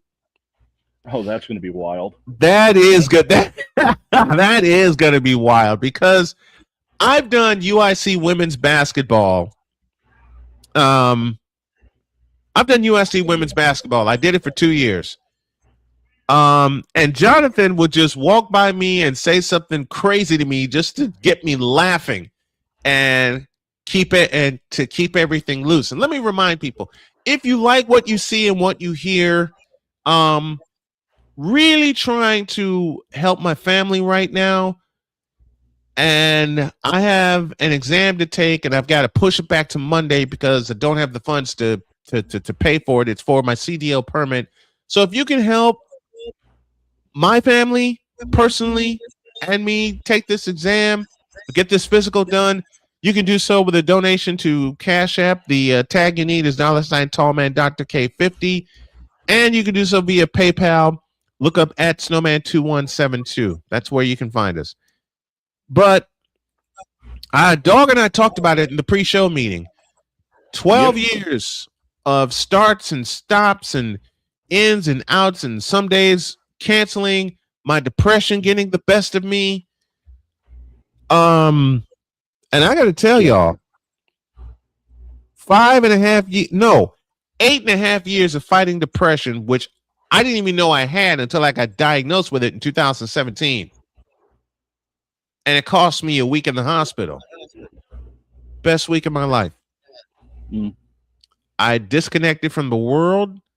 It gave me a chance to recharge and reload and refocus.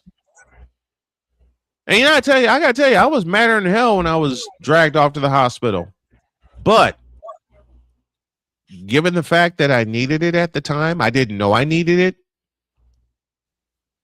It was the most necessary stop on this journey. I mean it, the most necessary stop on this journey. And Dog, 13 years of this, man. Almost 13. I remember my first time being on this damn thing. Yeah. Oh, yeah. And you want to talk about words to live by. You're talking about what your dad gave you. Mm-hmm. I don't often talk about this story, but there was a time before you and I hooked up that I was helping beta test a new actual racing sim known as Sim Raceway at the time. Yeah. And this was before iRacing became as massive as it did. This was going to be like its competitor. Mm-hmm. And we had a couple of pros that were working with us. IndyCar champion Dario Franchitti and two-time Indy 500 champion Dan Weldon. Yeah. And Dan and I kind of hit it off. We got to talking. We became friends, you know, the typical. And he said to me one time, this was, you know, late September, right around my birthday. He said, dude, you've got a fire for this that I have barely seen out of any professional. Talking about what I do with the virtual racing world. Yeah. Don't ever let that fire go out. The damnedest thing is 2 weeks later, he died in Las Vegas on the track. And those words have stuck with me, which is why I put so much into doing what I do, whether it's on the virtual circuit or now doing my thing here, which is why I take everything we do so hardcore. Yeah. Because I want to make sure that this product is the best damn thing we can put out day in and day out. And it's now starting to show off big time. Mm-hmm. And I can't wait to see where this road goes. Me neither, man. Oh, my God. Me neither. Woo! Could you imagine if we replaced Pat McAfee? You know what? Why not? Dome. Why not? Take that. Why not? Dome. No one's replacing Pat McAfee. Pat McAfee is basically Pat McAfee network. Yeah, they have bought in hook, line, and sinker. Yeah, they have. But you know something? He's gonna be on Monday Night Football as a Yep. Whatever. But you know something? Screw it.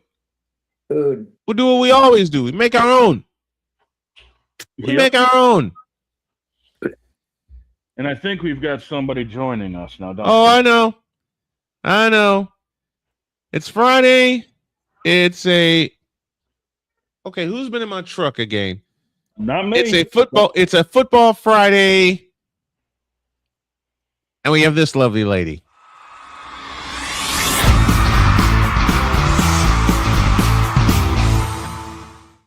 Hello, everybody. Deb Whitcas and Olive is here. She was sitting. Oh, she's not too happy. She was sitting on my seat when I sat down, so I was like, "Oh."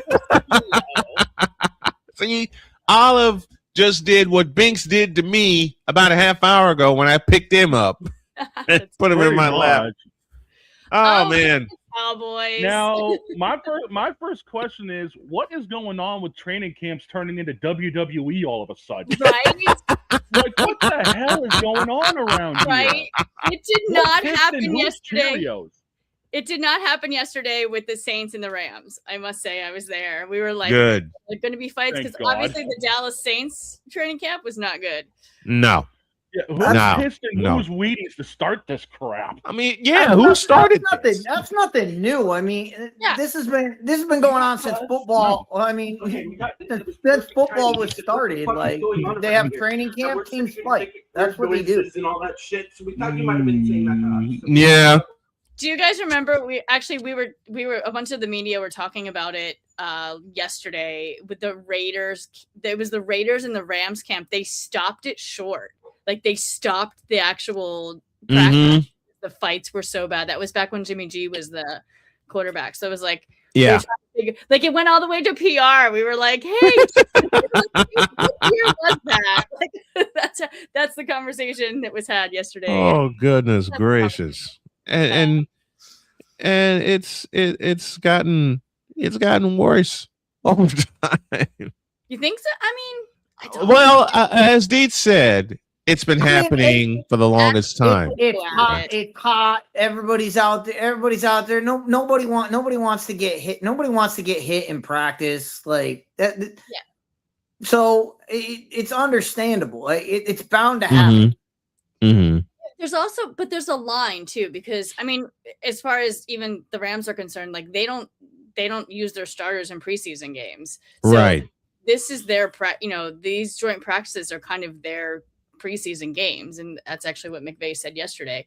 So I get it. Like there's a balance between that competition and just show what you got, but then also you can't get hurt, right?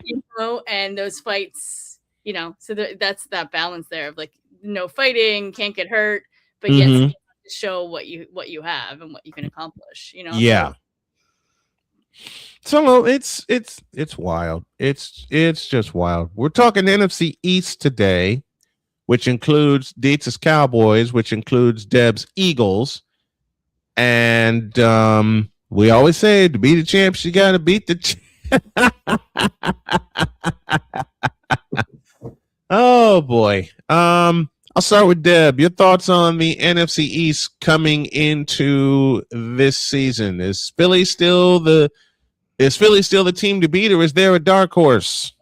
I mean, Philly's gonna always be the team to beat, right? Yep.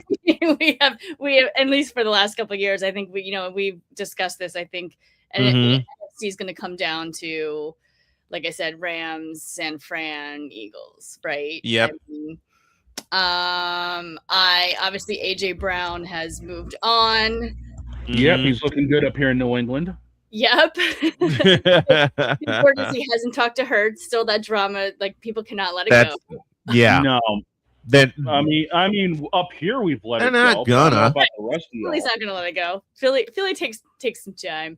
But I mean, when you got people throwing snowballs at Santa, of course y'all gonna take that this. was in 1970. I mean, I think it was before that, to be honest. So what are we looking at? 50 years has not happened. Yes. About that. That was thrown though at some point too. But anyway, excited to see what Devontae Smith had. Obviously, yes. I shouldn't say see what he has. We all know what Devontae Smith has. I'm excited to see him in the wide receiver one position. And I mean, Dallas Goedert's back. Bernard we'll see. I'm excited. One of the fellows on the Eagles, which I had an eye on when he was playing at South Dakota State, was tight end Dallas Goedert. Yeah. And I saw how he played. I saw how he played there. And I said at the time, do not be surprised if he becomes a tight end one with with an NFL team in the NFL. And a lot of people thought I was crazy. And I said, no, just watch his film, watch his tape. I watched 2 entire games of South Dakota State and how they used Dallas Goedert, and Philadelphia caught on and they drafted him and they use him the same way. So with A.J. Brown being gone, how big is Dallas Goedert's contribution going to be, or how much more is he going to contribute to the Eagles offense? I think he's going to contribute. I mean, he had a really good season last season. The season before, he just got hurt. And of course, that's the season I had him on my fantasy. Thanks, Dallas. I think Speaking of which, boss, we need to get that resurrected. Yes, we will. We will. I think he did contribute in a big way last season. I think we'll see even more from him this season. Also, too, I do like his replacement, Eli Stowers. Round the draft. I like that they did that because Goddard's not going to be around forever. I do like that the Eagles rebuilt the receiver room really aggressively this offseason. Wicks, obviously Hollywood Brown, Elijah Moore, Makai Lemon. Yeah. That's still that stellar pick. One. Although he is slowly but surely, coming back from that hamstring injury, or I think he will be fine for the season. I'm actually seeing his cousin tonight. We're going to a Dodgers game together. I'll try to get the scoop if there's any scoop. Try to get the scoop at Chavez Ravine, right? The big question. They revamped the wide receiver room. The big question is, will they trust the quarterback to throw the football in the second half of football games? Right. That's a great question. If you're the Eagles, you cannot go an entire half of football without throwing a pass. Like correct. even if you're crushing the Tampa Bay Buccaneers, you still have to throw the football, because when you need it, you need to know that Jalen Hurts can get it done. Mm-hmm. Yeah, not this just is that. Brought up to me last week. It's like, is Jalen it? It's always the question, right? Kind of like, is Dak Prescott it? No. Yep.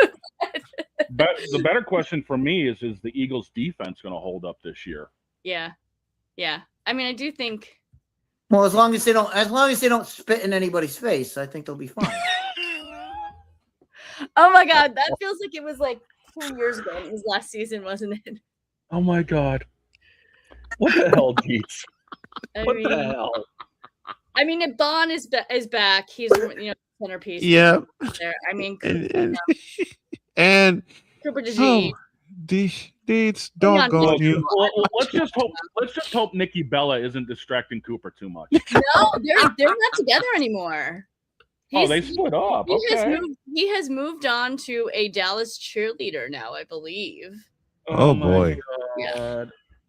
And I mean, with Carter, Jordan Davis. I mean, I do think the defense is. I mean, and Vic Fangio bringing it all together. I think it'll be fine. Yeah. Taking a further look in the East, will the Redskins bounce back this year? And if not, why? I'm hoping. I mean, with Jaden Daniels, and it's all about can they keep their quarterback upright? Yeah. Yep. And if he gets hit, can he get up off the mat? I mean, that's what happened last year. Last year he got injured, and then they brought him back too early, and he got injured again, and then he was done. So if the quarterback's healthy, the Redskins will be fine.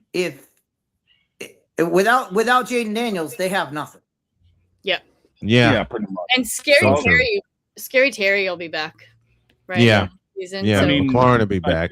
I think Daniels needs to get through this LSU controversy first before anything else. He needs to shut that down and concentrate on playing football, because the season's a couple weeks away, and he's still embroiled in that controversy. Yikes.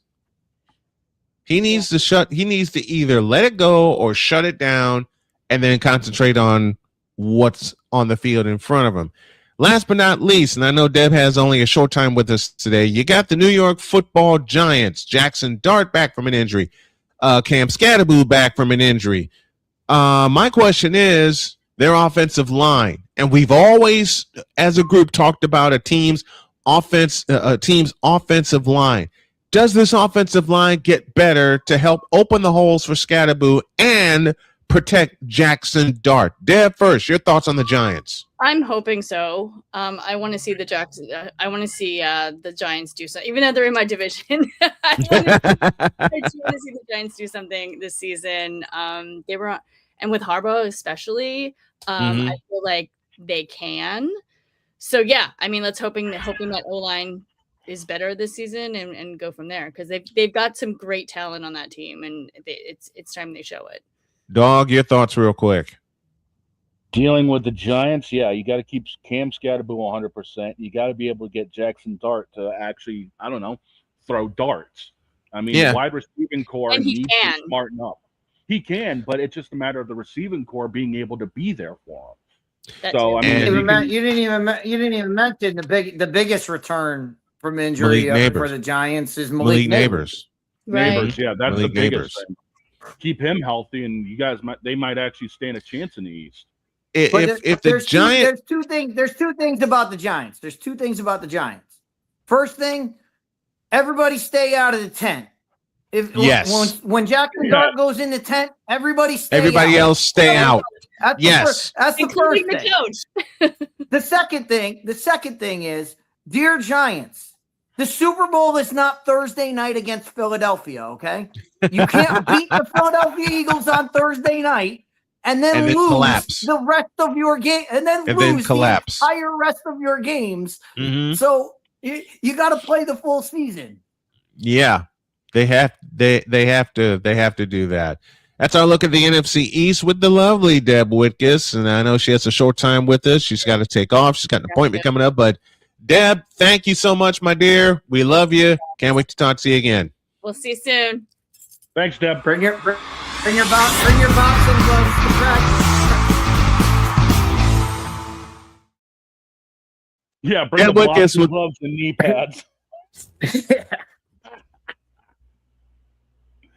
We need a break. We just need a break. Allison Moran coming on at the top of the hour.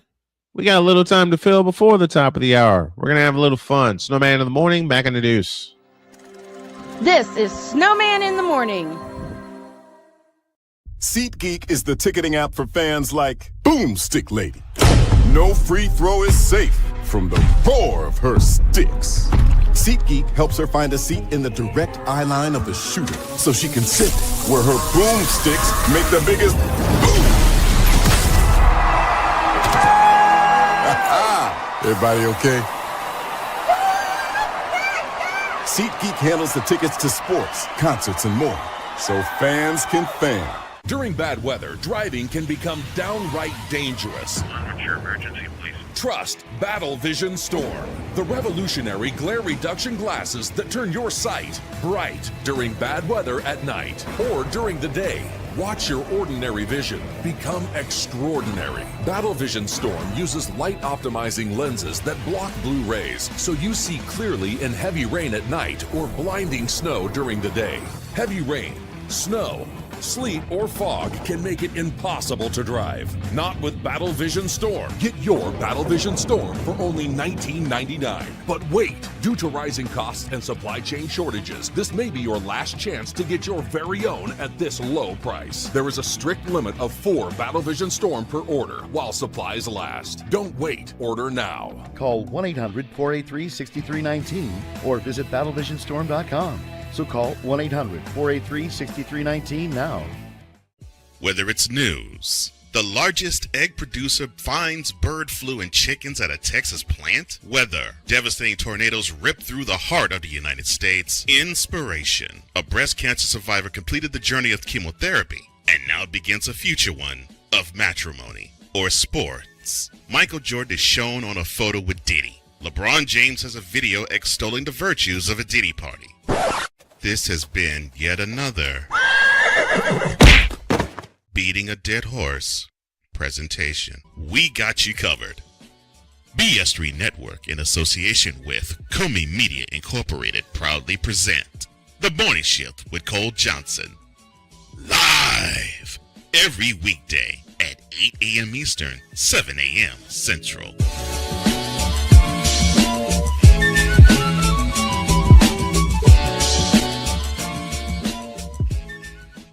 Here's an important message from the Diabetes Solution Center. Do you like pricking your fingers to test your blood sugar levels? No one does, but it's important to maintain your health. And now, by wearing a small remote device called a continuous glucose monitor, or CGM, you don't need to prick your fingers anymore. It's easy to use and helps you make more accurate diabetes treatment decisions. If you are testing your blood sugar 3 or more times daily, injecting insulin, or using an insulin pump, call the Diabetes Solution Center right now. And if you have Medicare or most major insurance coverage, you may be able to get a new CGM at little to no out-of-pocket cost. Shipping is free, and we'll even bill your insurance company for you. If you are testing your blood sugar 3 or more times daily, injecting insulin, or using an insulin pump, call the Diabetes Solution Center right now to learn how to end the painful finger sticks and get your own continuous glucose monitor, or CGM, at little to no out-of-pocket cost.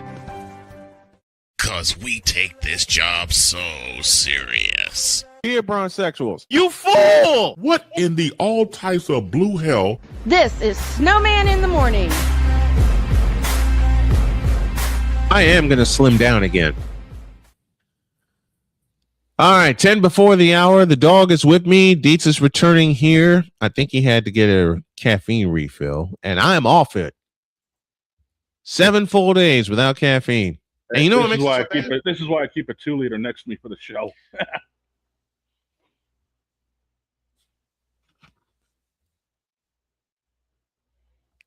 I'm with you. There you go. This is my wife's.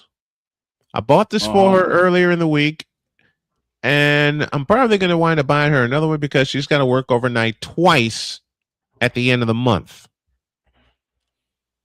And I got to share this with you guys about my beautiful wife. Yesterday, she was going to get a nap because, as I said, she had to work overnight. And knowing that, that's why I pulled the White Sox broadcast, because y'all know how I am when I get to raising hell doing my play-by-play. And I didn't want to disturb Dr. K. So I pulled that. I went and took a nap with her. And Jillian says, while on my 3rd cup of coffee. While we're talking, Kat, Jillian, we get it. We get it. Okay? Because when I got to tell y'all, when I first started Snowman in the Morning, and Dietz knows this, I lived at Starbucks. Mm-hmm. Whether it be in Chicago or in Michigan City or even in Dayton, Ohio, I lived at Starbucks. I lived there. And I would come into the house after spending the full day at Starbucks, especially when I was living with my mom at the time, when I was living with my mom. She'll peek in my room and go, "Why are you still up?" I drank some coffee. You don't drink coffee. I do if they put chocolate in it. That'll do it. Damn thing is, I already crushed 2 monsters this morning. I'm about a half a 2-liter in, and I'm still not even close to awake. I know. This is me barely caffeinated. Anyone else would probably be off the wall. Me? Yep. And that's been you as long as I've known you. Yeah, pretty much. Jillian, I have a question for you. What do you usually put in your coffee? Because I do some crazy stuff with mine, as you guys know. Matter of fact, I'm going to stay on the decaffeinated, but I may invoke a game called What Flavor Am I Using? Because they put the pumpkin spice flavor out yesterday. There you go. Oh boy. Hey, speaking of pumpkin spice, we didn't get to talk about this during our Big Ten, and we got Allie coming up so we can talk about Chicago. But Snowman, who whose dog did Northwestern kick? Minnesota's. Let me read you something. Saturday, October 31st. Northwestern travels to Outson Stadium to play Oregon for a Halloween massacre. Halloween, because they're going to get killed in Oregon. Halloween in Outson Stadium. Yeah, okay. So they're like, okay, you get to go play that game. 2 weeks after that, they are at the Horseshoe. Yep. To face Ohio State. In between, so you're like, okay, you got to go. So you got to go all the way to Oregon. You got to go all the way to Eugene, Oregon, for a Halloween game. That's Halloween havoc if I ever heard it. You got to play the 2 weeks after that on the road. 2 weeks after that, on the road. Yep, so you got to see in between. Oregon. We'll give you something easy. We'll give you an easy one. No. Iowa comes to town. November 7th. In between Oregon and Ohio I want to know who's Iowa. I want to know whose Cheerios did North piss in last year, because they weren't supposed to do a damn thing. They beat Minnesota at Wrigley Field because Minnesota can't kick, and they wind up not only being bowl eligible but winning their bowl game. So that pissed them off. Yeah, I think what happened was the powers that be in the NCAA decided to say, hey, you know what? We're going to take this new EA College Football 27 and prove that it doesn't suck by giving Northwestern an absolute BS schedule for 3 weeks. And it's brutal. It's a brutal schedule. And Jillian's still hanging with us. Nothing wrong with some pumpkin spice. You know what while we're talking about, you know what I usually do? I usually suicide when I was drinking caffeinated coffee, I usually suicide it with like 2 or 3 different sweet flavors. I did it 2 days ago with pumpkin spice and chocolate caramel. Needless to say, I didn't sleep. But looking at this Northwestern schedule, they host South Dakota State. They get the next week off. It's like the NCAA is saying to them, we're going to prepare you for a bunch of ass kickings. So we're going to give you week 2 off. Then all hell breaks loose because they host Colorado in the last game at Martin Stadium. Then they go see the champs on a Friday night.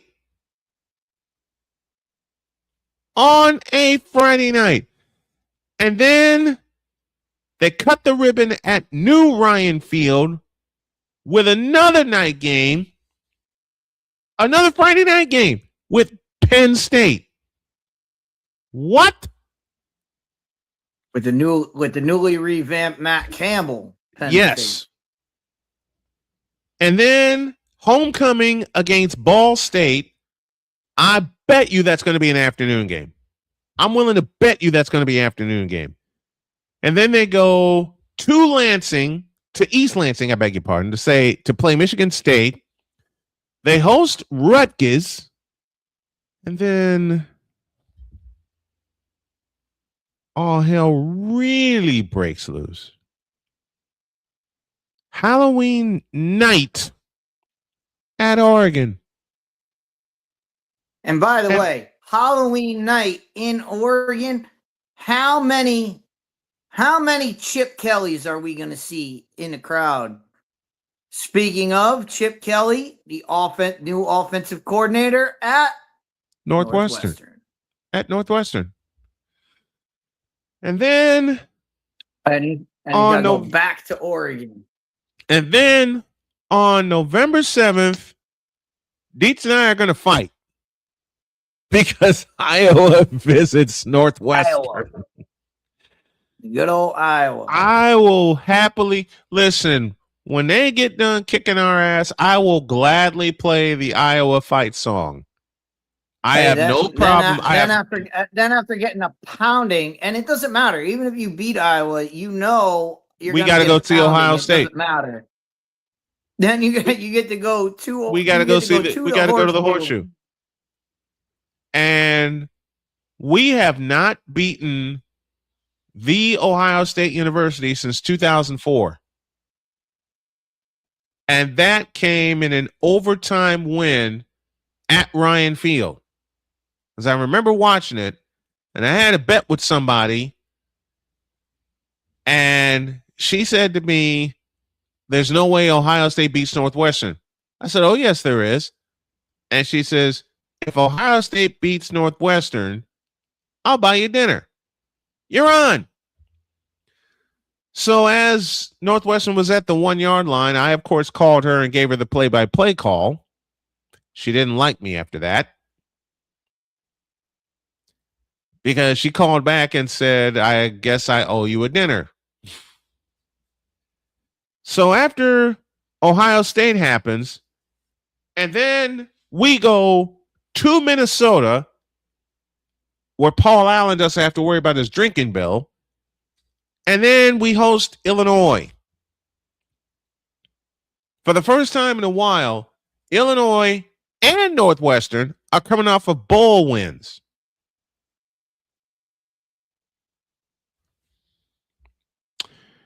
Yikes. Just yikes. See, and Dietz is going to make fun of me come November 7th. I already know this. Dietz is going to let me have it. Every time I try to call a play and call it professionally, he's going to have a dig for me. Of course, he's going to mean it in fun because we all have fun here. But I already know what's going to happen. I was going to march into Ryan, and I hope the opposite happens. I'm a Northwestern fan. I can't help it. But I was going to march into Ryan Field ready for war. We'll see. We got a break. Allison Moran and the Token Female take over for our number 3 in a deuce. This is Snowman in the Morning. Here's an important message from the Diabetes Solution Center. Do you like pricking your fingers to test your blood sugar levels? No one does, but it's important to maintain your health. And now, by wearing a small remote device called a continuous glucose monitor, or CGM, you don't need to prick your fingers anymore. It's easy to use and helps you make more accurate diabetes treatment decisions. If you are testing your blood sugar 3 or more times daily, injecting insulin, or using an insulin pump, call the Diabetes Solution Center right now. And if you have Medicare or most major insurance coverage, you may be able to get a new CGM at little to no out-of-pocket cost. Shipping is free, and we'll even bill your insurance company for you. If you are testing your blood sugar 3 or more times daily, injecting insulin, or using an insulin pump, call the Diabetes Solution Center right now to learn how to end the painful finger sticks and get your own continuous glucose monitor, or CGM, at little to no out-of-pocket cost.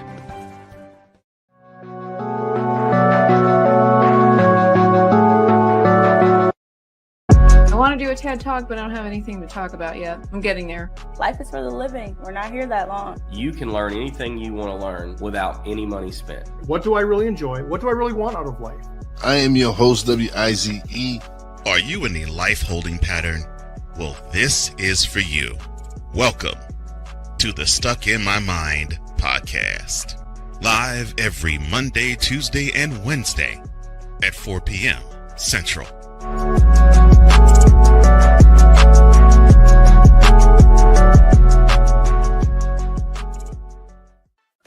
Drew Willingham.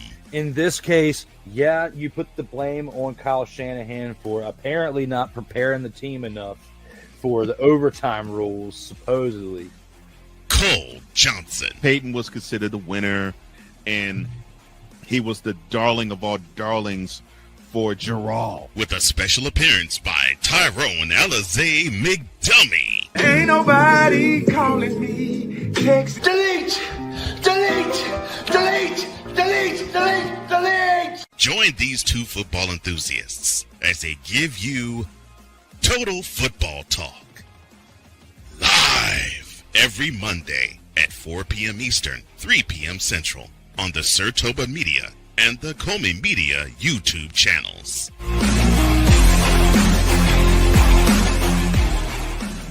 Join the transporter to Hades. Your butt and gut becomes one. Join the reformer of hooker whores. This is my daughter, Placenta Booty Johnson. Join the bronze car. Whenever you are in distress, take off your baseball cap and throw it in the air. Join your very own superhero of broadcasting, Chris Bass. So whatever color crayon they get, they palm it and do two circles, and that translates to, I can beat up black people. As she takes you through the week's paces in Baseline. Live every Saturday at 8 a.m. Eastern, 7 a.m. Central, Pacific Time Zone people, just stay asleep when this is on live and just catch the recording. Oh, I'm sorry. Exclusively on the Chris Bass YouTube channel.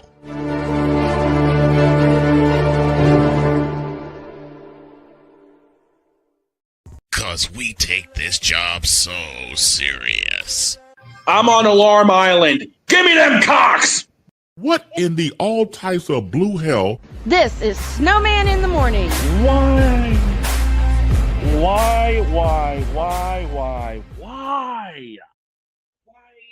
Seriously. Because it fits. That's why. You know what else fits? It's 12:06. It's the lunch hour. This is Snowman in the Morning. We owe you an You're listening to WQVZ, 1700 AM Mission Radio. For me and the Lord, we got to understand it. You're listening to WHDR-DB, your radio home and voice of the Carolinas. Broadcasting live in your region, across our nation, and around the world, this is Snowman Multimedia. To all you Brock Purdy and San Francisco 49er haters. Well, that game sucked. I am cute. The is that? You tripping. Who told this lie? Shut up. Darrell Jones has no brains. His football acumen is the same capacity as Gun Run's moral capacity. We're waiting for Allison Moran to drop by. Fever lost a tough one last night, so they now have officially won 5 out of 6.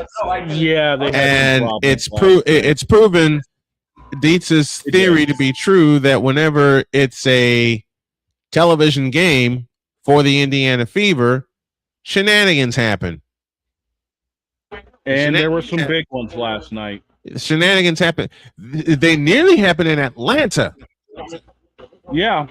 I mean, let's be real. And yes, congratulations, Angel Reese, on her record. But there were some nasty shenanigans going on. Yeah, there were. Here's Allison Moran to help us break it down.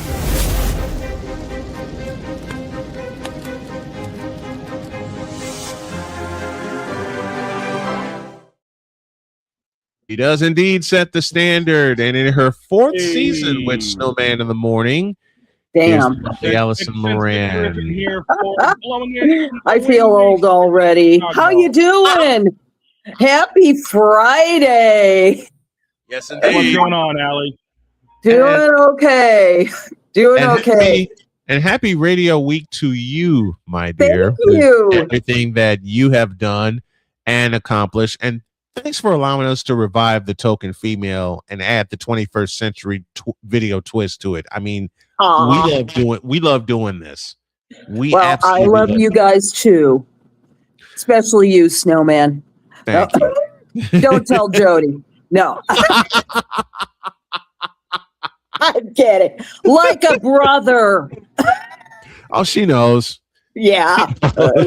She knows. Okay. Why? Let me begin with this question. Why is it, to borrow from Chris Dietz, that whenever the Fever are featured in an 8 o'clock game, shenanigans happen? You know, single doggone game this year. I know. Every single one. Were you on play-by-play for it? Last night, no. No? Okay. So we can't blame you this time. No, he wasn't on it. But not only is it the 8 o'clock games, it seems like shenanigans hit, but anytime they're on the ABC. Atlanta. Tell me I'm wrong. Come on. You look at these teams. You've got two very fiery out there individuals on the team, and Angel Reese and Sophie Cunningham, you know, and we've called Sophie Cunningham the enforcer for as long as she's been in the league. And that's just who she is. She stands. She's a preacher. And so then you've got Angel Reese, who finally has her own Mattel Barbie at long last. And we've been talking about that ever since she got drafted. Yep. The thing is, you know, these are two of the most dynamic and passionate teams available. And when they go at each other, damn. Mm-hmm. That's just how it is. It's like Cubs and Sox fans, you know. Although there's no lie with that.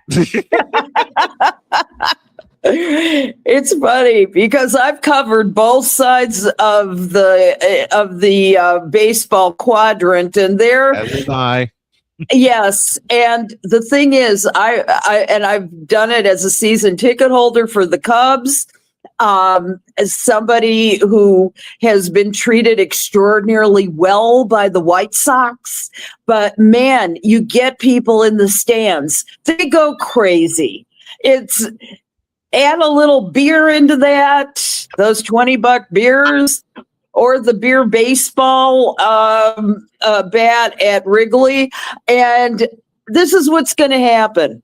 The passion is real, people. It's very real. I've seen games at both places. I've seen games at Old Comiskey Park. I've seen games at New Comiskey Park, and I've seen games at Wrigley Field. I've never had the pleasure of seeing a White Sox Cubs game, although October is still in the picture for both teams. I'll leave it at that. Yes. I've never seen a Cubs White Sox game at either place. I've watched them, and man, I'll tell you all this story. I was working at Ho Chunk Sports Complex in 2006, and the White Sox and Cubs were playing. It was July 1st, and the Cubs had the lead going into the 9th inning. Note the key capitalized word. Had, because they got the first. Ryan Dempster was the closer. They got the first two men out, and at this time, Victor wasn't working with me. I had him in my earpiece, broadcasting the game for me while I'm watching the kids. Then Ross Glode gets on base, Jermaine Dye gets on base, and on a 1-1 pitch, AJ Przinsky smacked one out of the ballpark. I love AJ. I so love AJ. So do I. So what happened? In the concession stand all come flying out at me while Victor is doing play-by-play for this home run, and they tell me AJ just hit a home run. I get a break finally, and I say, update from Wrigley Field. AJ Przinsky, and I paused for a little bit, and everybody was looking, including the kids, and I said, has just hit a 3-run home run. The White Sox fans on my right go ballistic. And I gave the updated score. I said, we're going to the bottom of the 9th, White Sox 8, Cubs 6. And Allie will love this part because I had a bunch of Cub fans to my left that all screamed at the top of their lungs, no! Oh yeah, that's what we would have done. Later that day, we all were cracking up at the Cub fans and White Sox fans alike. We were hanging out in the concessions when I had a break. We all were cracking up at that. That was awesome. The divide is very real, but if you put a bunch of Cubs and White Sox fans together and there's beer involved, there will be some comedy. I have seen it. If you want comedy, you should see what I've got standing next to me right now. I got a couple of friends doing the Biggie New Day dance right now. Oh no, not that. That's We why got I've a been- camera on them, maybe. That's gonna be fun. Do they have wait till the new? pancakes? That's the biggest question. Huh? What's that? I said, but do they have pancakes? No, they ate them. Exactly. the New Day. Exactly. It's the They New Day. ate it them. is. Yes, Can I say one more thing off topic for it. about the what the controversial WNBA games have done for the league? Do you want me to tell you? Go for it. WNBA games on the ESPN networks are averaging 1.2 million viewers a game. I mean, those are unheard of numbers in previous years. That was half. But look at now you've got these controversial and fun players and rivalries and personalities that make the game more interesting to watch. So that's part of the reason why it's starting to become showtime to my mind. And must see viewing in that regard. So I'm, as long as nobody's drawing blood, right?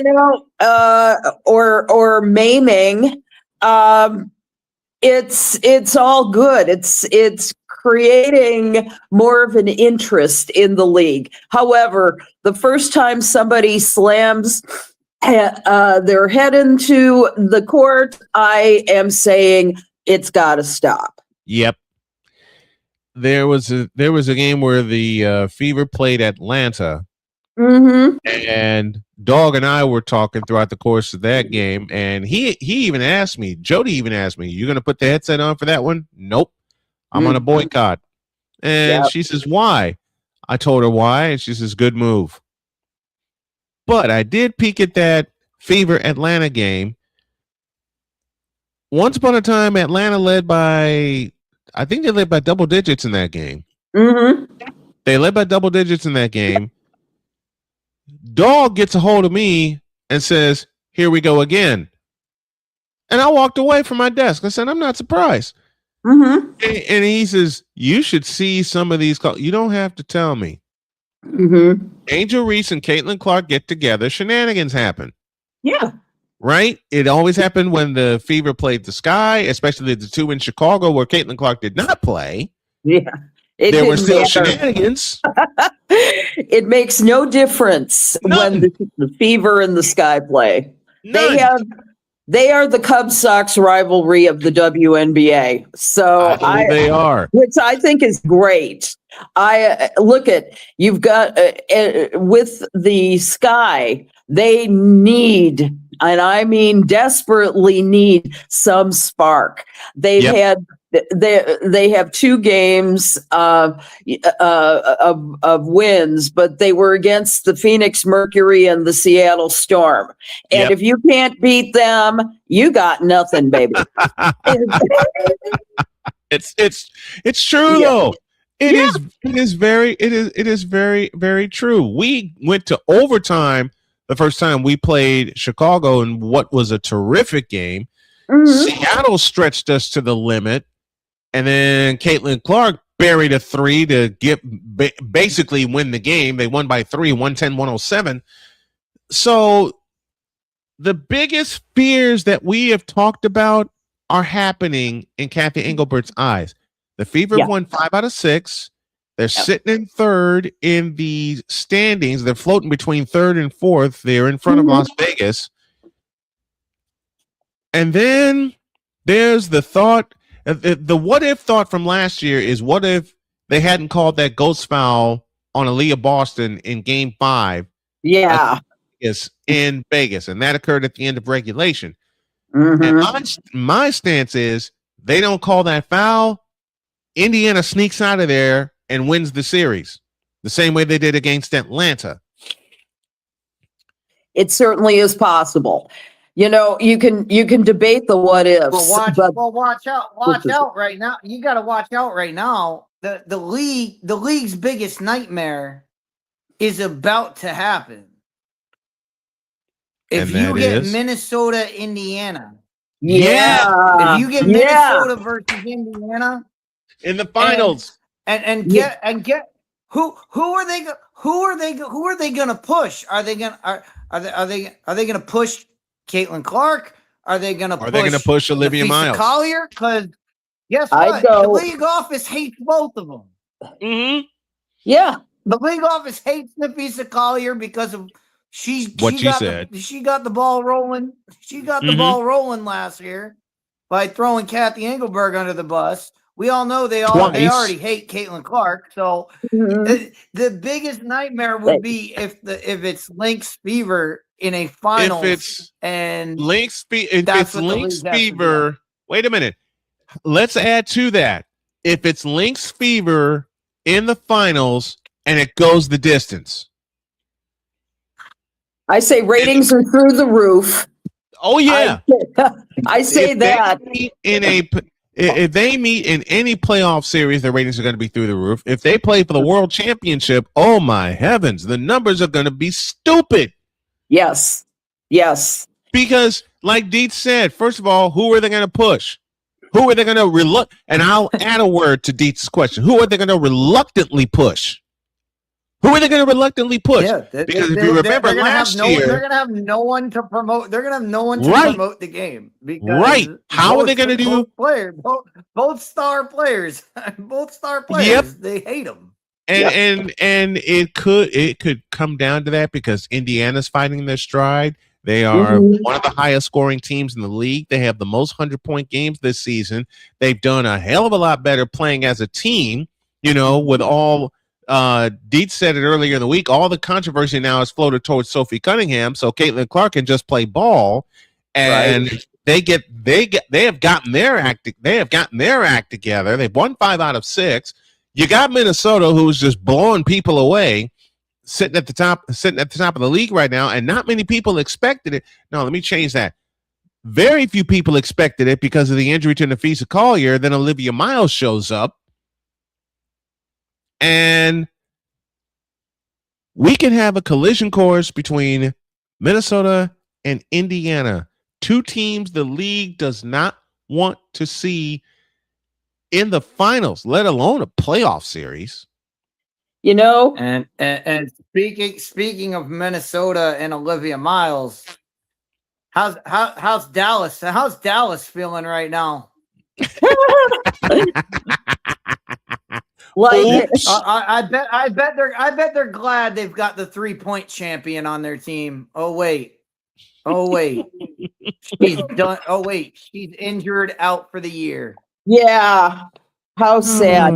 And what's more, because AZ Fudd and Paige Beckers are a couple as well, they're going to have Paige is possibly going to be fairly distracted taking care of her of her significant other. So you know, but you know what Paige will say is, on the court, I'm just on the court. I will play for AZ. I will make sure that the game gets its due, but at the same time, when your partner's sick, as my boyfriend was last week, that's a concentration. Yep. We spent the entire weekend in the hospital. I just called it an interesting place to have a date. But listen. But the big problem is, I mean, the one you could have had is out there scoring 25 points a game Yep. And carrying the Minnesota Lynx right now. Yep. I You mean, could have had that on your team. Yeah. I mean, some hospitals have decent cafeteria food. So I mean, You know, I cannot tell you how many date nights Jody and I have had in as many trips as I've paid to the hospital in the last 5 years. Because as long as we do it together, right? Exactly. Exactly. When I came out of surgery, I saw my wife and I saw my in-laws, and my brain said, "Okay, we can go to sleep." Went to sleep. Woke up the next day.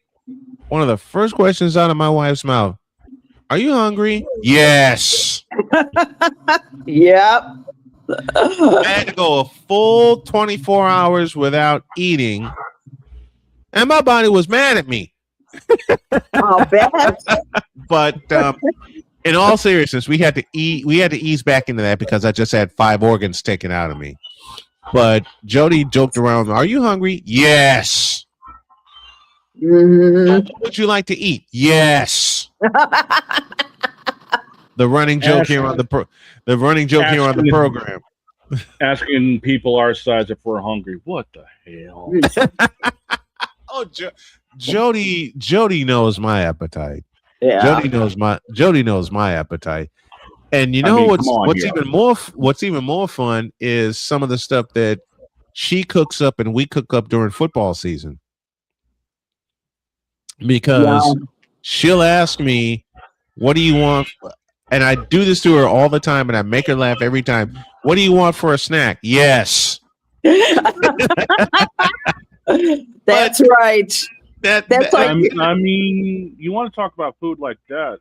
I just randomly threw something together a couple of days ago. I'm chilling here with some friends.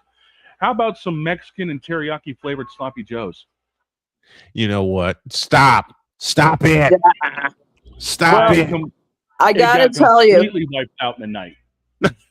I gotta tell you, the staff at Endeavor Elmhurst was fantastic.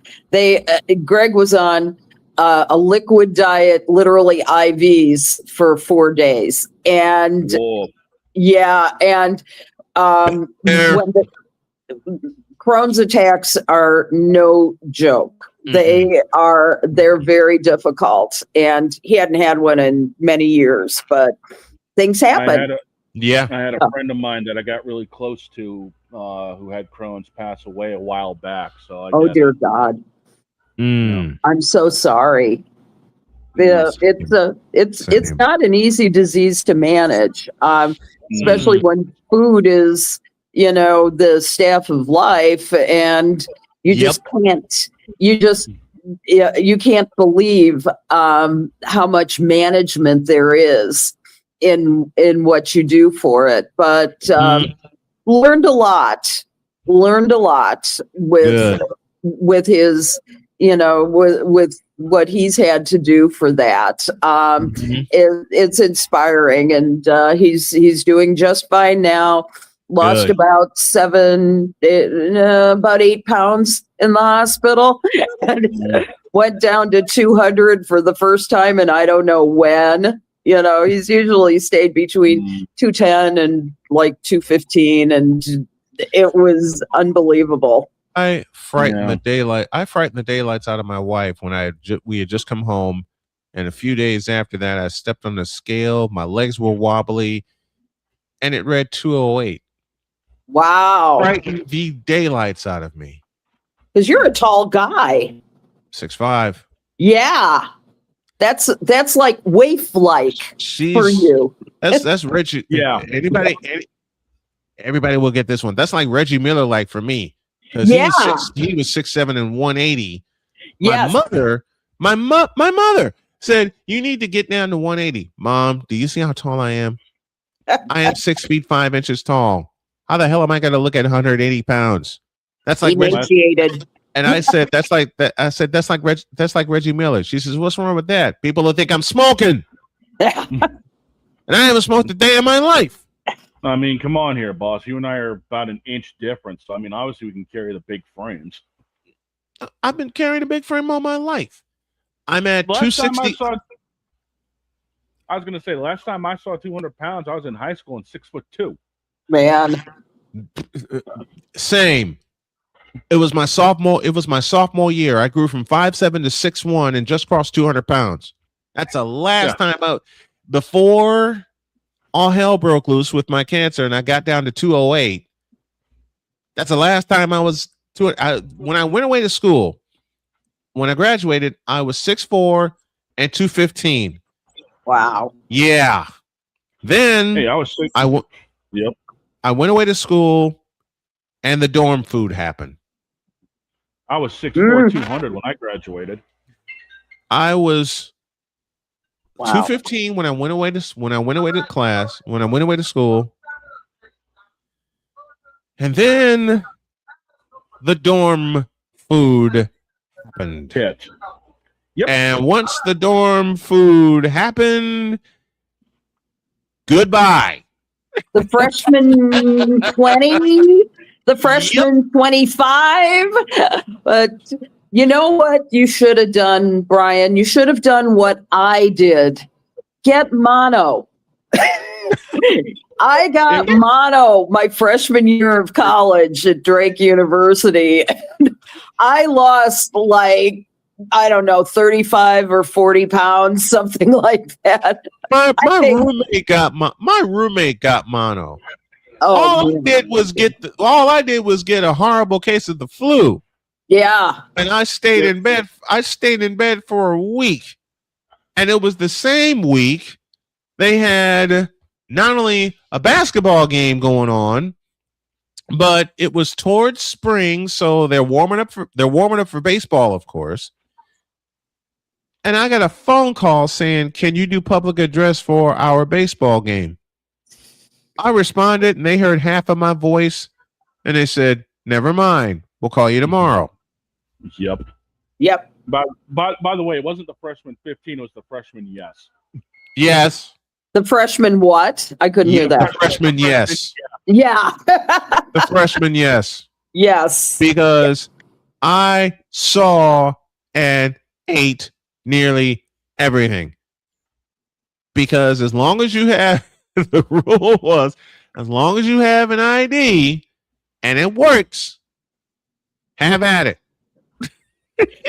Here's the story. I once saw the training tables at Drake's football team and what they had to eat. And I knew the director of food services, and I said to her, you know, those portions are just damn huge. Can I get something like that? And she's like, "Oh, Allison. Oh, Allie. No. You have to understand, this is a regimented diet specifically designed for the football team." Like, yes. Why don't they win more games? It's right. Been there, done that. Same here.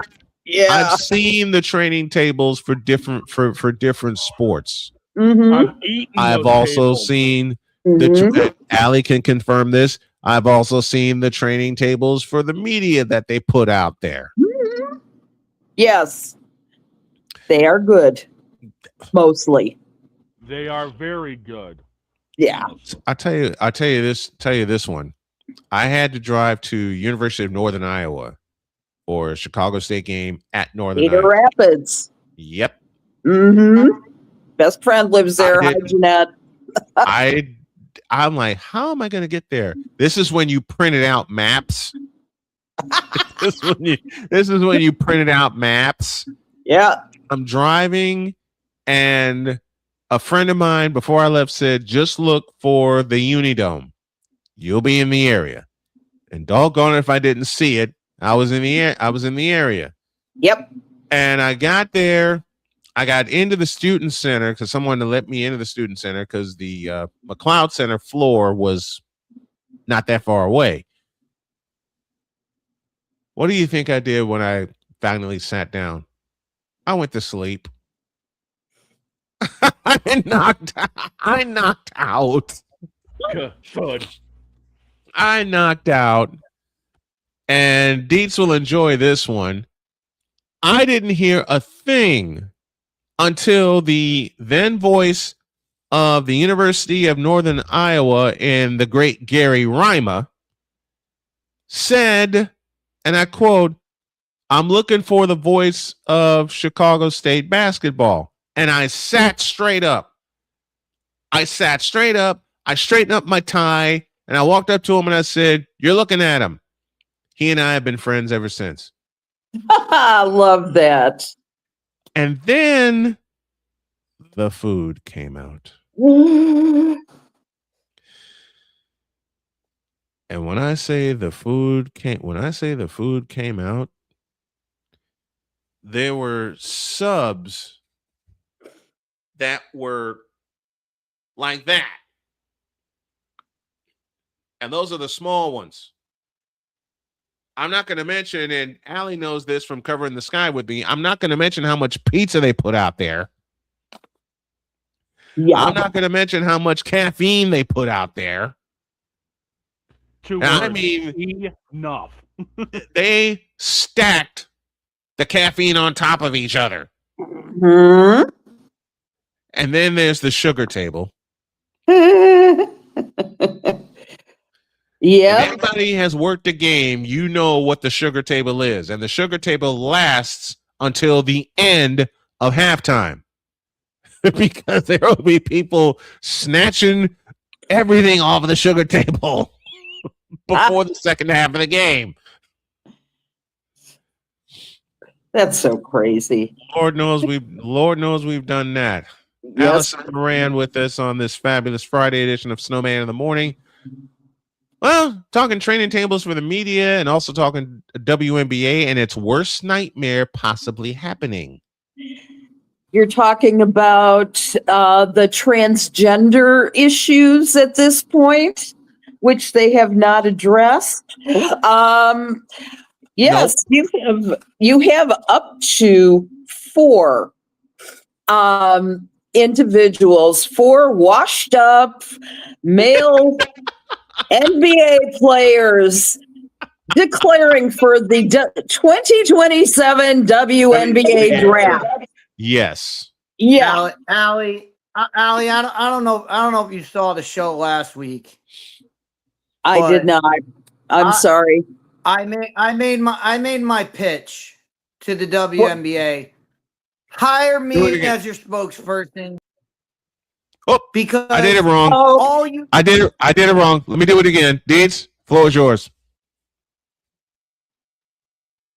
All the WNBA, all you need to say is walk up to the podium. Ladies and gentlemen, thank you for being here. We just had a meeting, and I just want to let you know, Enes Kanter, you are an idiot. Go away. You and the rest of your ilk, you are not joining our league. You guys are retarded. Go away. Yep. We don't need you. Exactly. That's all the WNBA has to say is these people are dumb. They're not joining our league. End of story. End of discussion. Mm-hmm. Yep. And for some reason, they can't say those words. They cannot say the words. They're too cowardly to say those words. I just don't understand why they can't get it through their head. Just tell these people you are this not is a women's league. You are not joining our league. You're not. It boggles my mind. They've had. Get me back on. They have had 3. Here we go. 3 separate meetings. Yep. About how to deal with this issue. There's no dealing with the issue. You come out and say, this is a sport. This is a women's basketball sport. That's what it's for. And all these men that want to apply, get out. Mm-hmm. That's it. Let me just. And this whole issue is put to bed. Dietz, here's the deal, though. There is no further definition of the woman except to say in the latest collective bargaining agreement that only players who are women are eligible to play in the WNBA.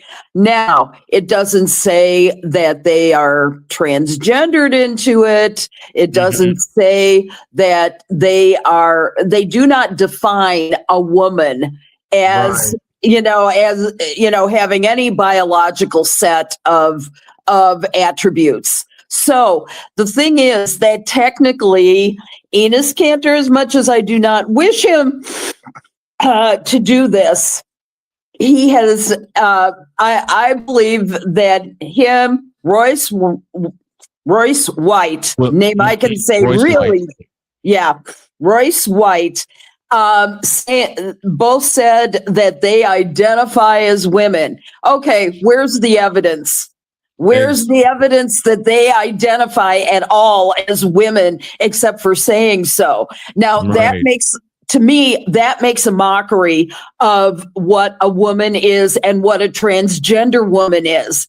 Do they feel these feelings? Do they, do all feminine things? I haven't seen any evidence of that. And I would like to know if indeed they'd even thought through any of this. It's ridiculous. Now, they both denied. You want to know how much thought they put into this? About a pitcher of beer. No. That sounds about right. No. That's short. Yeah. That's short. Mm-hmm. You know how much thought they put into this? That's just not true. They have put a lot of thought into this. Do you think so? I mean, really, Dietz? I don't. They are actively making a mockery of the WNBA. And the WNBA, the thing is, the WNBA, they do not have the, as my football coach used to say, the intestinal fortitude to stand up for themselves and say that we're not entertaining this garbage from these idiots. Right. Yeah. That's what needs to be said. That's the league needs to say. We're not entertaining these people. These people, we're not even dealing with them. We're going to deal with the issues that we're going to present. And they need to come out and formally say, this is what our league stands for. These are the people this is how you join our league.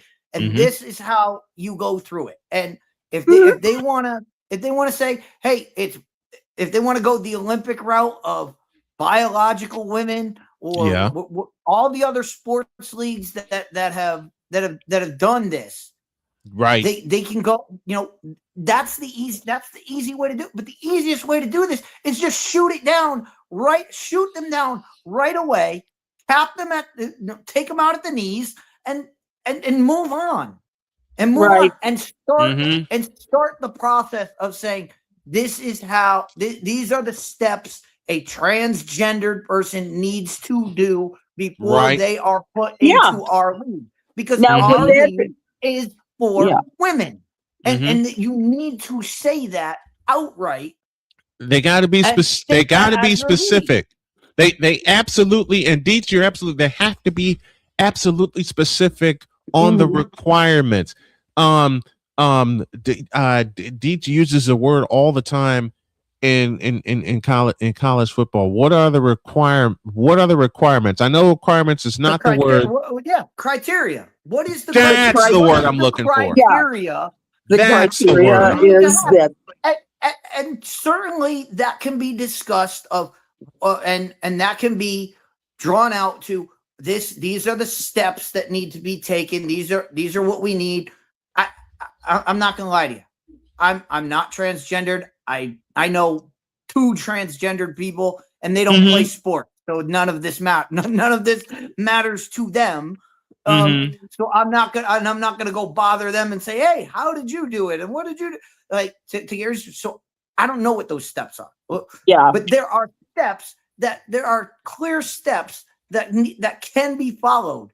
And the WNBA needs to stop worrying They need to identify them. About what their perception's going to be online, what the people in one fringe campaign are going to say, because as I've been saying over and over again, the 95% of people do not give a crap about any of this. They don't care. They do not care. You need to come out and state this is how you do it. This is what you do, and if someone follows those, great, good for them. They can be in the league. But if you haven't gone through them, get out. Leave us alone. Can I break in here? Go ahead. Okay, so right now, what Kathy Engelbert did, what she has done so far, is she created a task force of WNBA team presidents and general managers. They're convening a meeting to discuss about this, and so the conversation is going to be ongoing, I think, for a while, as demonstrations have broken out on both sides, particularly at Indiana Fever games, because of what Sophie Cunningham said. And meanwhile, Sophie's gear is selling out like crazy because of it. Yeah. Well, she found the way. Meanwhile, the league wants to trash Sophie Cunningham for saying, keep women's basketball the women in women's basketball, please." Right. That's all she said. That's all she said. Now I get it.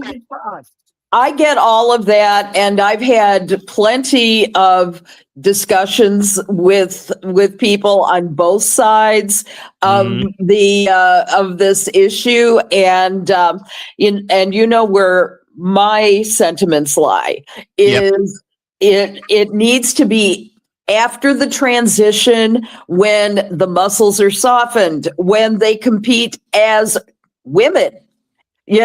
Where they are women.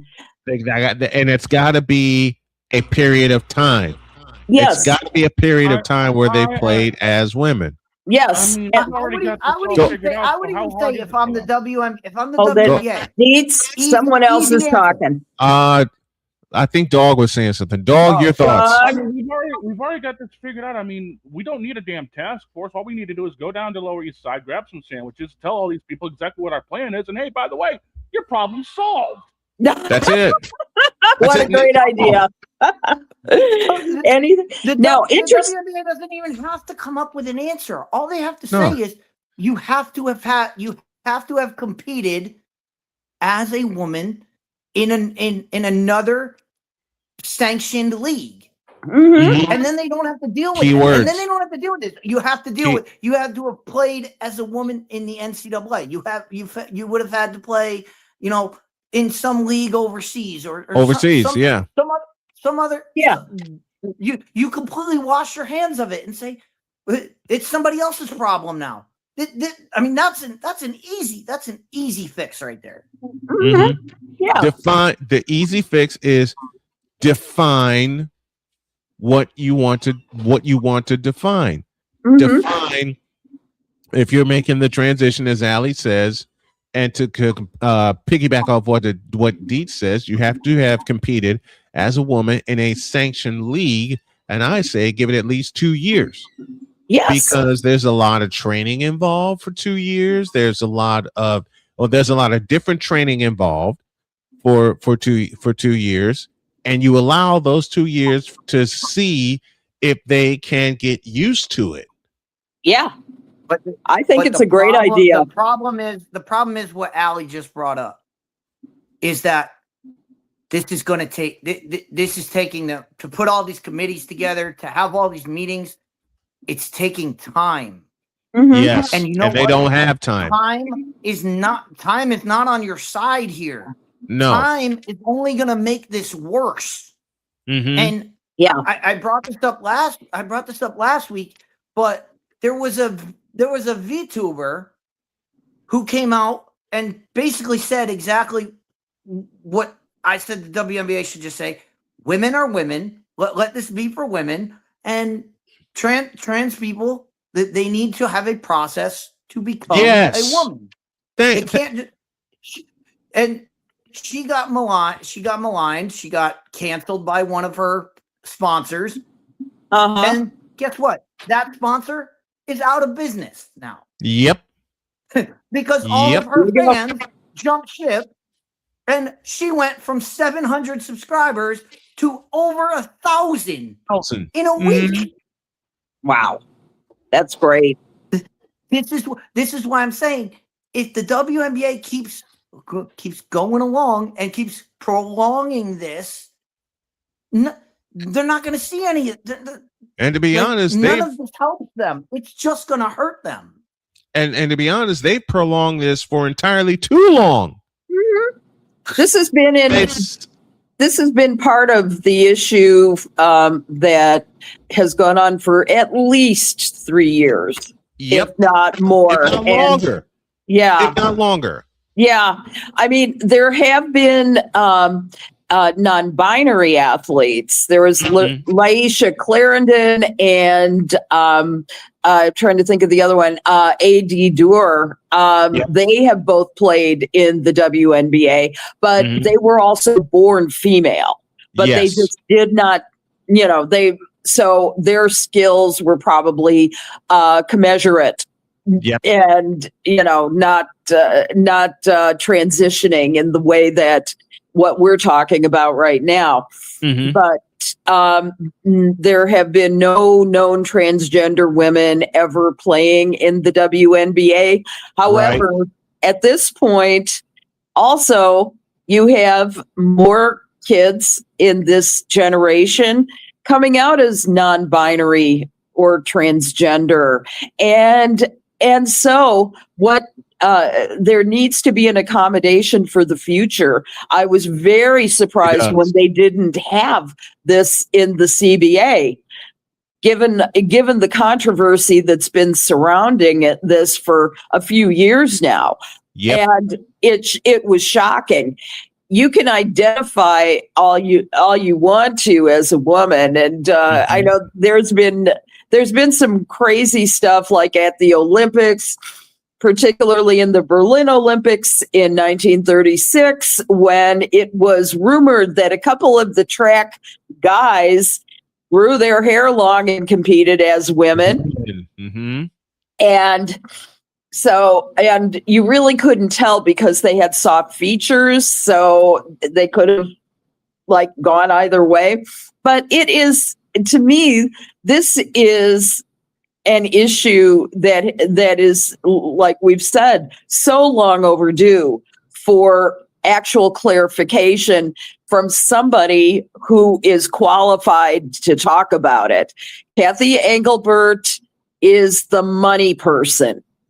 She will never be warm and fuzzy on issues like this.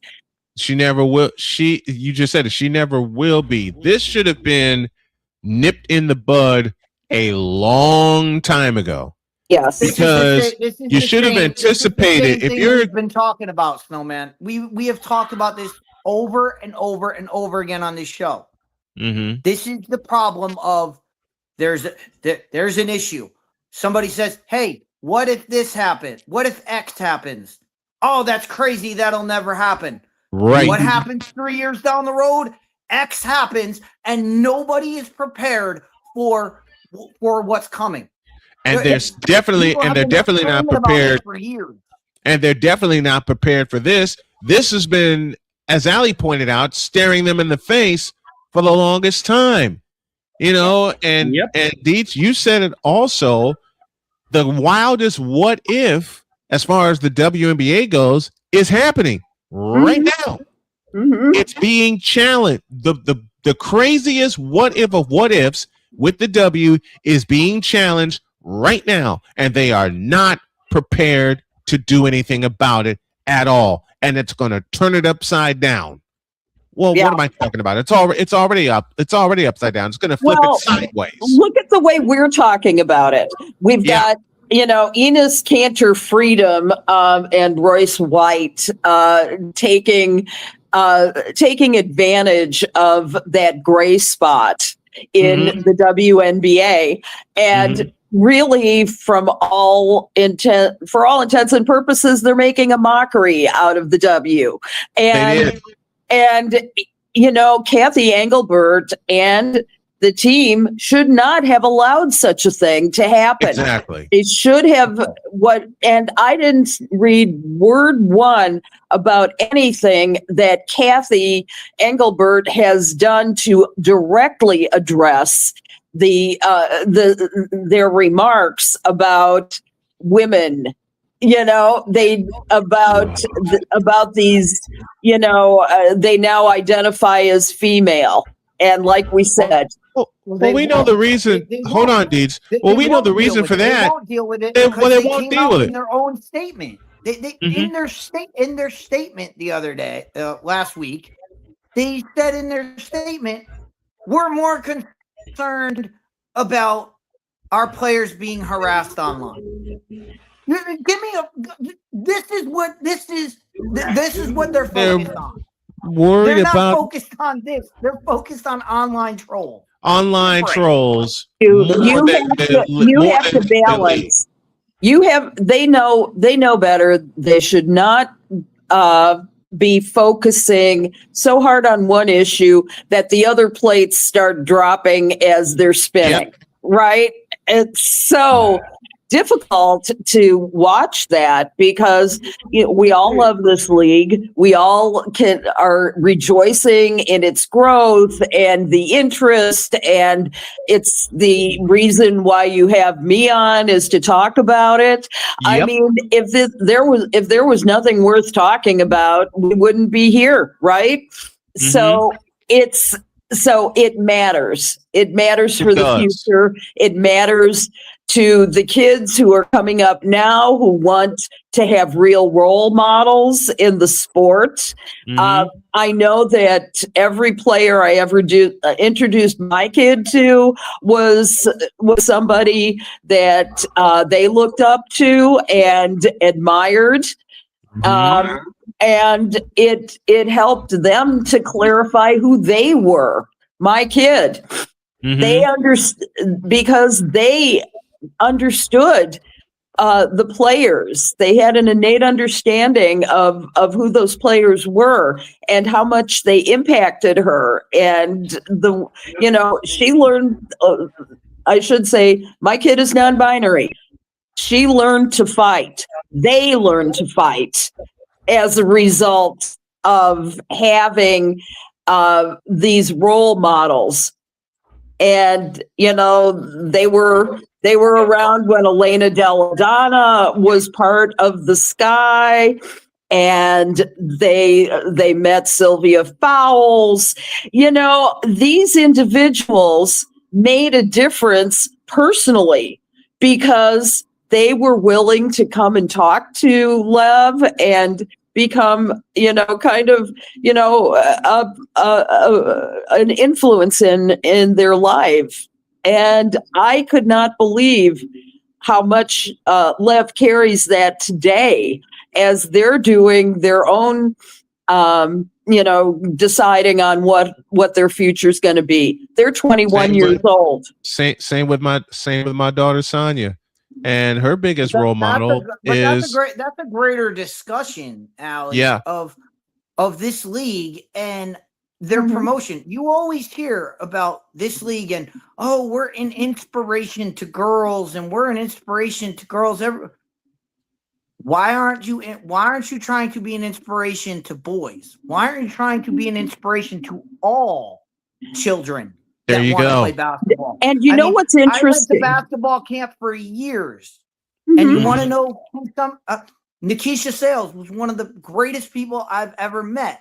When I was a kid playing basketball, she was one of my coaches. That's awesome.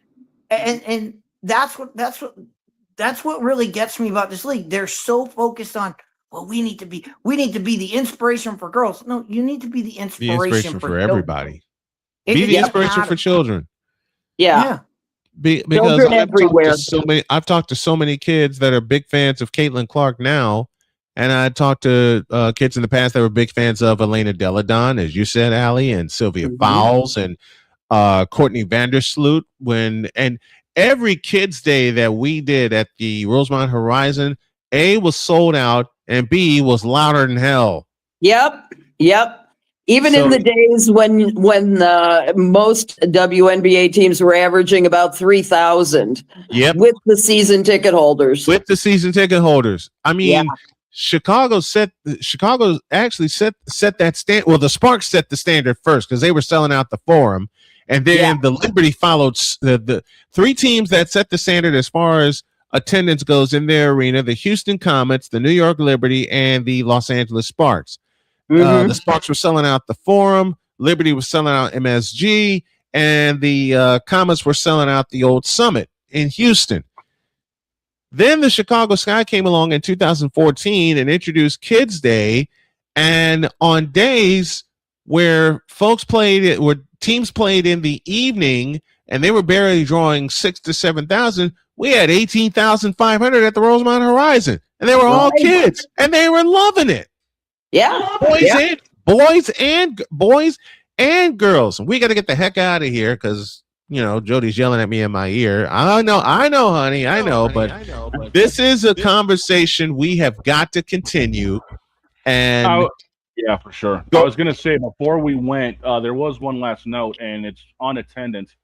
Allie, any thoughts about the fact that Georgia and James Madison setting the record for women's soccer, overall soccer in college, for an attendance at 25,000 in the hedges? I think that's fabulous. Beautiful. It's about time. That's what I say. Yeah, I want to see 25K in the hedges. I love it. I want to see what Nebraska. I want to see them do what Nebraska did for a volleyball match. Yes. When they took it to in the football stadium. Yeah. And 92,000 fans yelling their brains out. They need to do that. What I want. That's what I want to see. Yeah. And I can't wait to see basketball. I can't wait to see women's basketball teams host their games in college football stadiums, as long as the weather cooperates, of course. Yeah. And just blow it sideways. I cannot wait for that. Allison Moran joining us as she does every single Friday. Man, this being National Radio Week, and I'll repeat what Dog said. You are an absolute joy to have each and every week. The craziness, the laughter, the serious discussions we always have. Allie, you are a treasure to me and to this show, and we absolutely love you. And we'll see you next week, my dear. Too. Love you all. Love our listeners. Have a great week. Thank you. Thanks, Allie.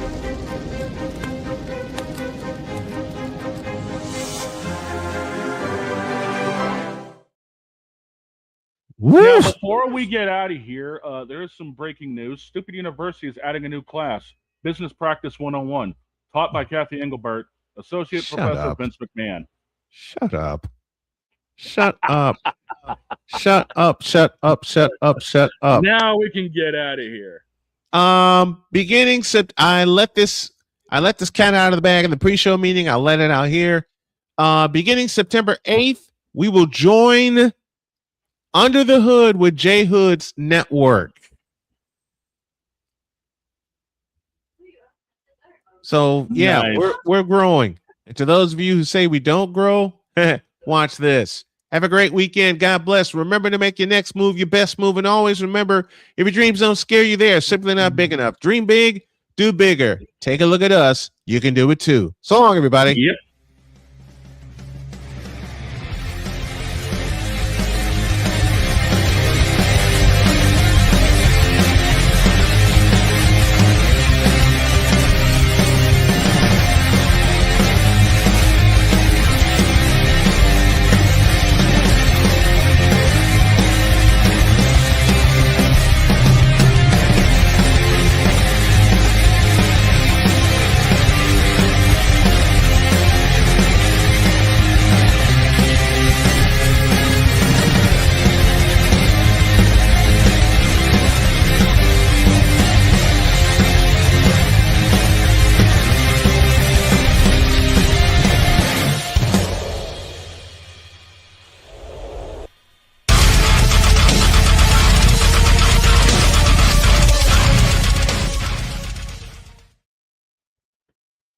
Too bad you'll never see the Bruins in that closing collage. So long, everybody. LeBron.